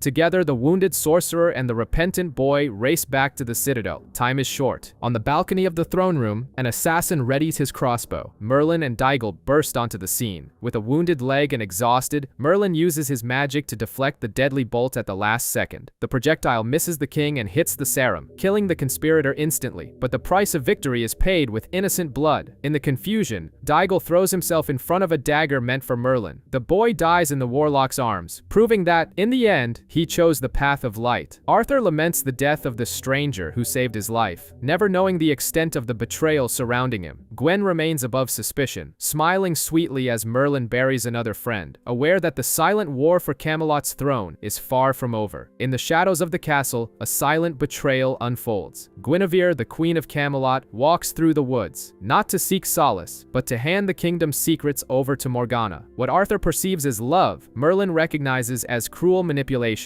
While spying on the meeting, the Warlock realizes that the woman before them is not the Gwen they know. She is a puppet, her will hijacked by dark magic and mandrake roots. Arthur, devastated by the revelation, must contain his immediate fury and trust that a cure exists, even if the path to it is treacherous. The only hope lies within the cauldron of Arianrod, a sacred site where the white goddess can purify the queen's soul. But to reach it, they need information that only the Dockraid, an ancient and malicious creature of the earth, possesses. Merlin, under the guise of his aged self, uses Excalibur to force the secret of the cure from her. Gwen must enter the waters of her own free will, or she will be lost forever. The journey to the cauldron is perilous and demands absolute discretion. Arthur, Merlin, and Gaius drug the queen to smuggle her out of the citadel without raising suspicion. However, fate introduces an unpredictable variable into the equation. Mordred, the young druid, now a knight, joins the mission, forcing Merlin to keep one eye on the prophesied enemy and the other on Gwen's salvation. The tension between the Warlock and the druid is palpable, a tightened rope ready to snap. When Morgana and her twisted dragon, Aethusa, ambush the group, Mordred's loyalty is put to the ultimate test. While Merlin uses his Dragonlord powers from the shadows to drive the beast away, Mordred confronts the High Priestess. In a moment that defies all of Merlin's predictions, the boy attacks Morgana, wounding her to protect his king. He chooses Arthur over his own past, an act of nobility that leaves Merlin both confused and cautious. Redemption seems possible, but mistrust is a scar difficult to erase. At the sanctuary, Merlin assumes the disguise of the Dolma, an old sorceress, to perform the ritual. The hardest task falls to Arthur, convincing a disoriented and hostile Gwen to enter the water. He does not use royal authority but the vulnerability of a devoted husband, reminding her of the proposal that united their lives. Love breaks the enchantment. Gwen emerges from the waters purified, with no memory of the horrors she committed in Morgana's name. As they return to Camelot, the weight of the secret hangs over the group. Mordred, perceptive and calm, confides in Merlin that he knows he used magic to save the queen. Instead of a threat, there is gratitude in his voice. He promises to keep the secret, believing they both fight for the same future. Merlin smiles, but fear lingers deep in his eyes. The alliance between the greatest warlock and Arthur's undoing has been sealed, but a peace built on secrets is always fragile. Morgana's obsessive search for the identity of Emrys leaves a trail of blood and ashes. Alator, the warrior priest, endures unimaginable pain in the witch's dungeons, protecting Merlin's secret with his final breath. But his death does not end the hunt. It merely shifts the target to his disciple, Finna. Merlin feels the noose of destiny tightening around his neck when he discovers that Arthur, unaware of the truth, has sent his knights to hunt the only person who can warn him of the approaching end. The situation in Camelot becomes a hall of mirrors. Merlin must find Finna before the knights do, and before Morgana intercepts her. The forest becomes a deadly chessboard. Gaius, consumed by guilt for inadvertently putting Finna in danger, pleads for caution, but Merlin knows inaction is not an option. He sets out into the woods tracking signs that only those initiated in the old religion can read. An inevitable encounter with Mordred in the forest marks a crucial turning point. The young knight corners Merlin, sensing his lies and his intent to help the fugitive. Merlin prepares for the worst, but Mordred once again defies expectations. He allows Merlin to pass, covering his tracks and lying to his brothers in arms. Mordred's trust in Merlin is genuine and deep, making the prophecy of betrayal even more painful and incomprehensible to the warlock. Tell them I escorted you back to the bridge. Merlin, be careful. At the top of an ancient tower, Merlin finds a wounded Finna. Time is short. Morgana and her men surround the location like wolves. Finna, with the serenity of one who has accepted her fate, hands Merlin a box containing an ancient prophecy and makes the ultimate sacrifice. She takes her own life with Merlin's sword to ensure the secret of Emrys dies with her, denying Morgana her victory at the final second. Wounded and exhausted, Merlin narrowly escapes, rescued by the wings of the great dragon. But the reunion with Kilgyra brings somber news. The dragon is dying, and an era is coming to an end. Back in Camelot, Merlin opens Finna's box. The parchment reveals the prophecy he has feared his entire life. The great battle of Camelot is imminent. Arthur is destined to fall. The weight of inevitability crushes the air in Gaius's chambers. There is no more time for preparation or doubt. The final signal of war arrives not with armies, but with an act of grotesque brutality. A knight returns to the citadel, a victim of dark magic, disfigured as a living warning. Morgana has declared total war. As the warning bells toll, Merlin realizes that all the pieces are in place for the end of days, and the tragedy is that he may not be able to stop it alone. The fate of Camelot teeters on the edge of an emotional decision. During a patrol to investigate a Saxon massacre, Mordred reunites with Kara, a young druid girl and his childhood love, now fighting alongside the kingdom's enemies. The conflict between duty to Arthur and love for Kara tears the young knight apart. He hides her, tends to her wounds, and lies to his king. Merlin, ever vigilant, discovers the betrayal, but hesitation paralyzes him. He sees the humanity in Mordred's mistake and for a moment chooses silence. But secrets in Camelot have short legs. Arthur, following overlooked clues, finds Kara. The girl's attempt to assassinate the king seals her fate. She is taken in chains to the dungeons, and Mordred's heart begins to harden. The knight begs for her life, humbling himself before Arthur, appealing to the friendship and loyalty they have built. Arthur, though moved, is a king bound by the laws he swore to uphold. He cannot forgive an assassin who shows no remorse and vows to keep trying to kill him. Merlin finds himself at the center of a moral nightmare. He knows that Kara's death could be the catalyst that transforms Mordred into Arthur's killer. He tries to convince the king to show mercy, but Arthur remains steadfast in his justice. When a desperate Mordred plans an escape, Merlin makes the hardest decision of his life. Fearing that Mordred's flight will lead to the definitive fall of Camelot, Merlin reveals the plan to Arthur. The escape attempt is thwarted, and Mordred's eyes meet Merlin's, not with doubt, but with pure crystalline hatred. The trust has been broken beyond repair. Kara's execution in the castle courtyard is the sound of a future shattering. Arthur offers one last chance for repentance, but Kara chooses martyrdom. The rope tightens, and with it, Mordred's sanity breaks. His cry of pain is a magical howl that shakes the very foundations of the citadel. He flees, leaving behind his knight's cloak and every trace of the love he felt for Arthur and his friends. The prophecy Merlin fought so hard to avoid has been fulfilled by his own hands. Far away, in the shadows of an enemy fortress, Mordred enters Morgana's hall. He is no longer a frightened boy, but a man driven by vengeance. He offers the High Priestess the weapon she has sought for years, the only piece of information capable of destroying Camelot's defenses. With a terrifying coldness, he reveals the secret that has sustained the kingdom until now. He looks at Morgana and pronounces Arthur's death sentence. Emrys is in Camelot, and his name is Merlin. It is Merlin. Darkness spreads through the corridors of Morgana's fortress. Power, to her, is no longer a birthright, but a weapon to be stolen at any cost. When the druid Ari demonstrates his innocent magic, Morgana responds with absolute cruelty. She releases the Gwaine Canak, a nightmare creature capable of devouring a sorcerer's very essence. Ari screams as his gift is ripped from his soul, leaving him hollow and broken. But the druid was merely a test. The true target is the one who protects Camelot from the shadows. In Camelot, ignorance is a temporary blessing. While laughter fills the tavern and dice roll across tables, a Saxon spy infiltrates Gaius's chambers. The trap is set beneath Merlin's bed. That night, the impossible happens. The creature attacks, and in agonizing moments, Merlin feels his magic drained to the very last drop. The greatest sorcerer to ever live is suddenly just an ordinary man. The silence that follows in his room is deafening. Without his power, he is merely a target. Camelot's fragility is soon tested. Mordred and Morgana unleash fire and destruction upon the garrison at Stabble. Gwaine fights bravely, rescuing a young woman named Era from the rubble, but in the halls of the citadel, helplessness gnaws at Merlin. Seeing the wounded arrive, burned bodies and shattered lives, knowing that a simple whisper could heal them, is a silent torture. Arthur, feeling the weight of the crown crushing his shoulders, makes a fatal decision: to march to Camelot. For Merlin, hearing that name is hearing a death sentence. The prophecy is clear. Desperate and magicless, he decides he must reclaim what he lost, even if it means leaving Arthur unprotected for a time. The farewell between king and servant is charged with brutal honesty. Arthur, vulnerable, confesses that Merlin's courage has always been his inspiration. He does not know he is saying goodbye to his protector for the last time before the end. The path to the crystal cave becomes a trap. Morgana, informed by spies, waits in the shadows. She seals the cave entrance with a rock slide, leaving Merlin to die in the darkness while Arthur's army marches toward enemies that outnumber them 5-1. All seems lost. Arthur walks toward a massacre and Merlin is buried alive. But deep within the earth, where hope should die, the spirit of Balinor appears. He reveals an ancestral truth. Magic is not something Merlin possesses. It is what he is. The rock shatters with the force of his restored will. Merlin is reborn, no longer a servant, but under the guise of the old sorcerer, Dragoon.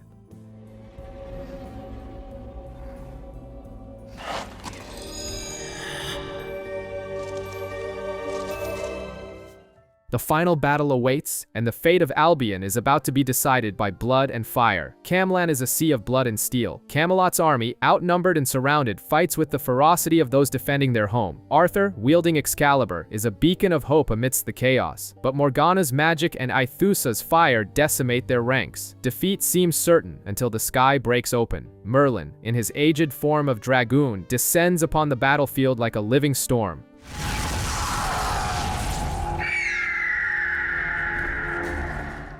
Lightning sweeps through the Saxons and strikes Morgana down. At the center of the whirlwind, the destinies of two men collide. Arthur and Mordred meet. There are no words, only the tragedy of a friendship transformed into hate. Arthur's blade claims the traitor's life, but Mordred's strike is fatal. The sword, forged in a dragon's breath, leaves a fragment of death in the king's chest. Arthur falls, and with him, the heart of Camelot stops beating. Merlin finds his fallen king and carries him into the forest. There, the mask finally slips. Amid Amidst tears, he confesses. Arthur, delirious and feeling betrayed, watches as the man he thought was a fool conjures a dragon of sparks in the air. The revelation is a blow harder than the physical wound. He orders Merlin to leave, unable to reconcile the lie with the man he loves like a brother. But Gaius's loyalty brings the harsh truth. Only the ancient magic of Avalon can save the king. The final journey begins. With every step toward the lake, Arthur sees Merlin's devotion in a new light. He realizes that every lie was told to keep him alive. Hatred dissolves into gratitude and respect. Far away, loyalty exacts another terrible price. Gwaine and Percival hunt Morgana seeking revenge. But the High Priestess is cruel. Gwaine is tortured to death, drawing his last breath in his friend's arms. Unaware that his sacrifice was in vain, Morgana intercepts Merlin and Arthur near Avalon. But Merlin is no longer the servant who hides in the shadows. Wielding Excalibur, he delivers the final blow, ending years of darkness with a single precise thrust. No mortal blade can kill me.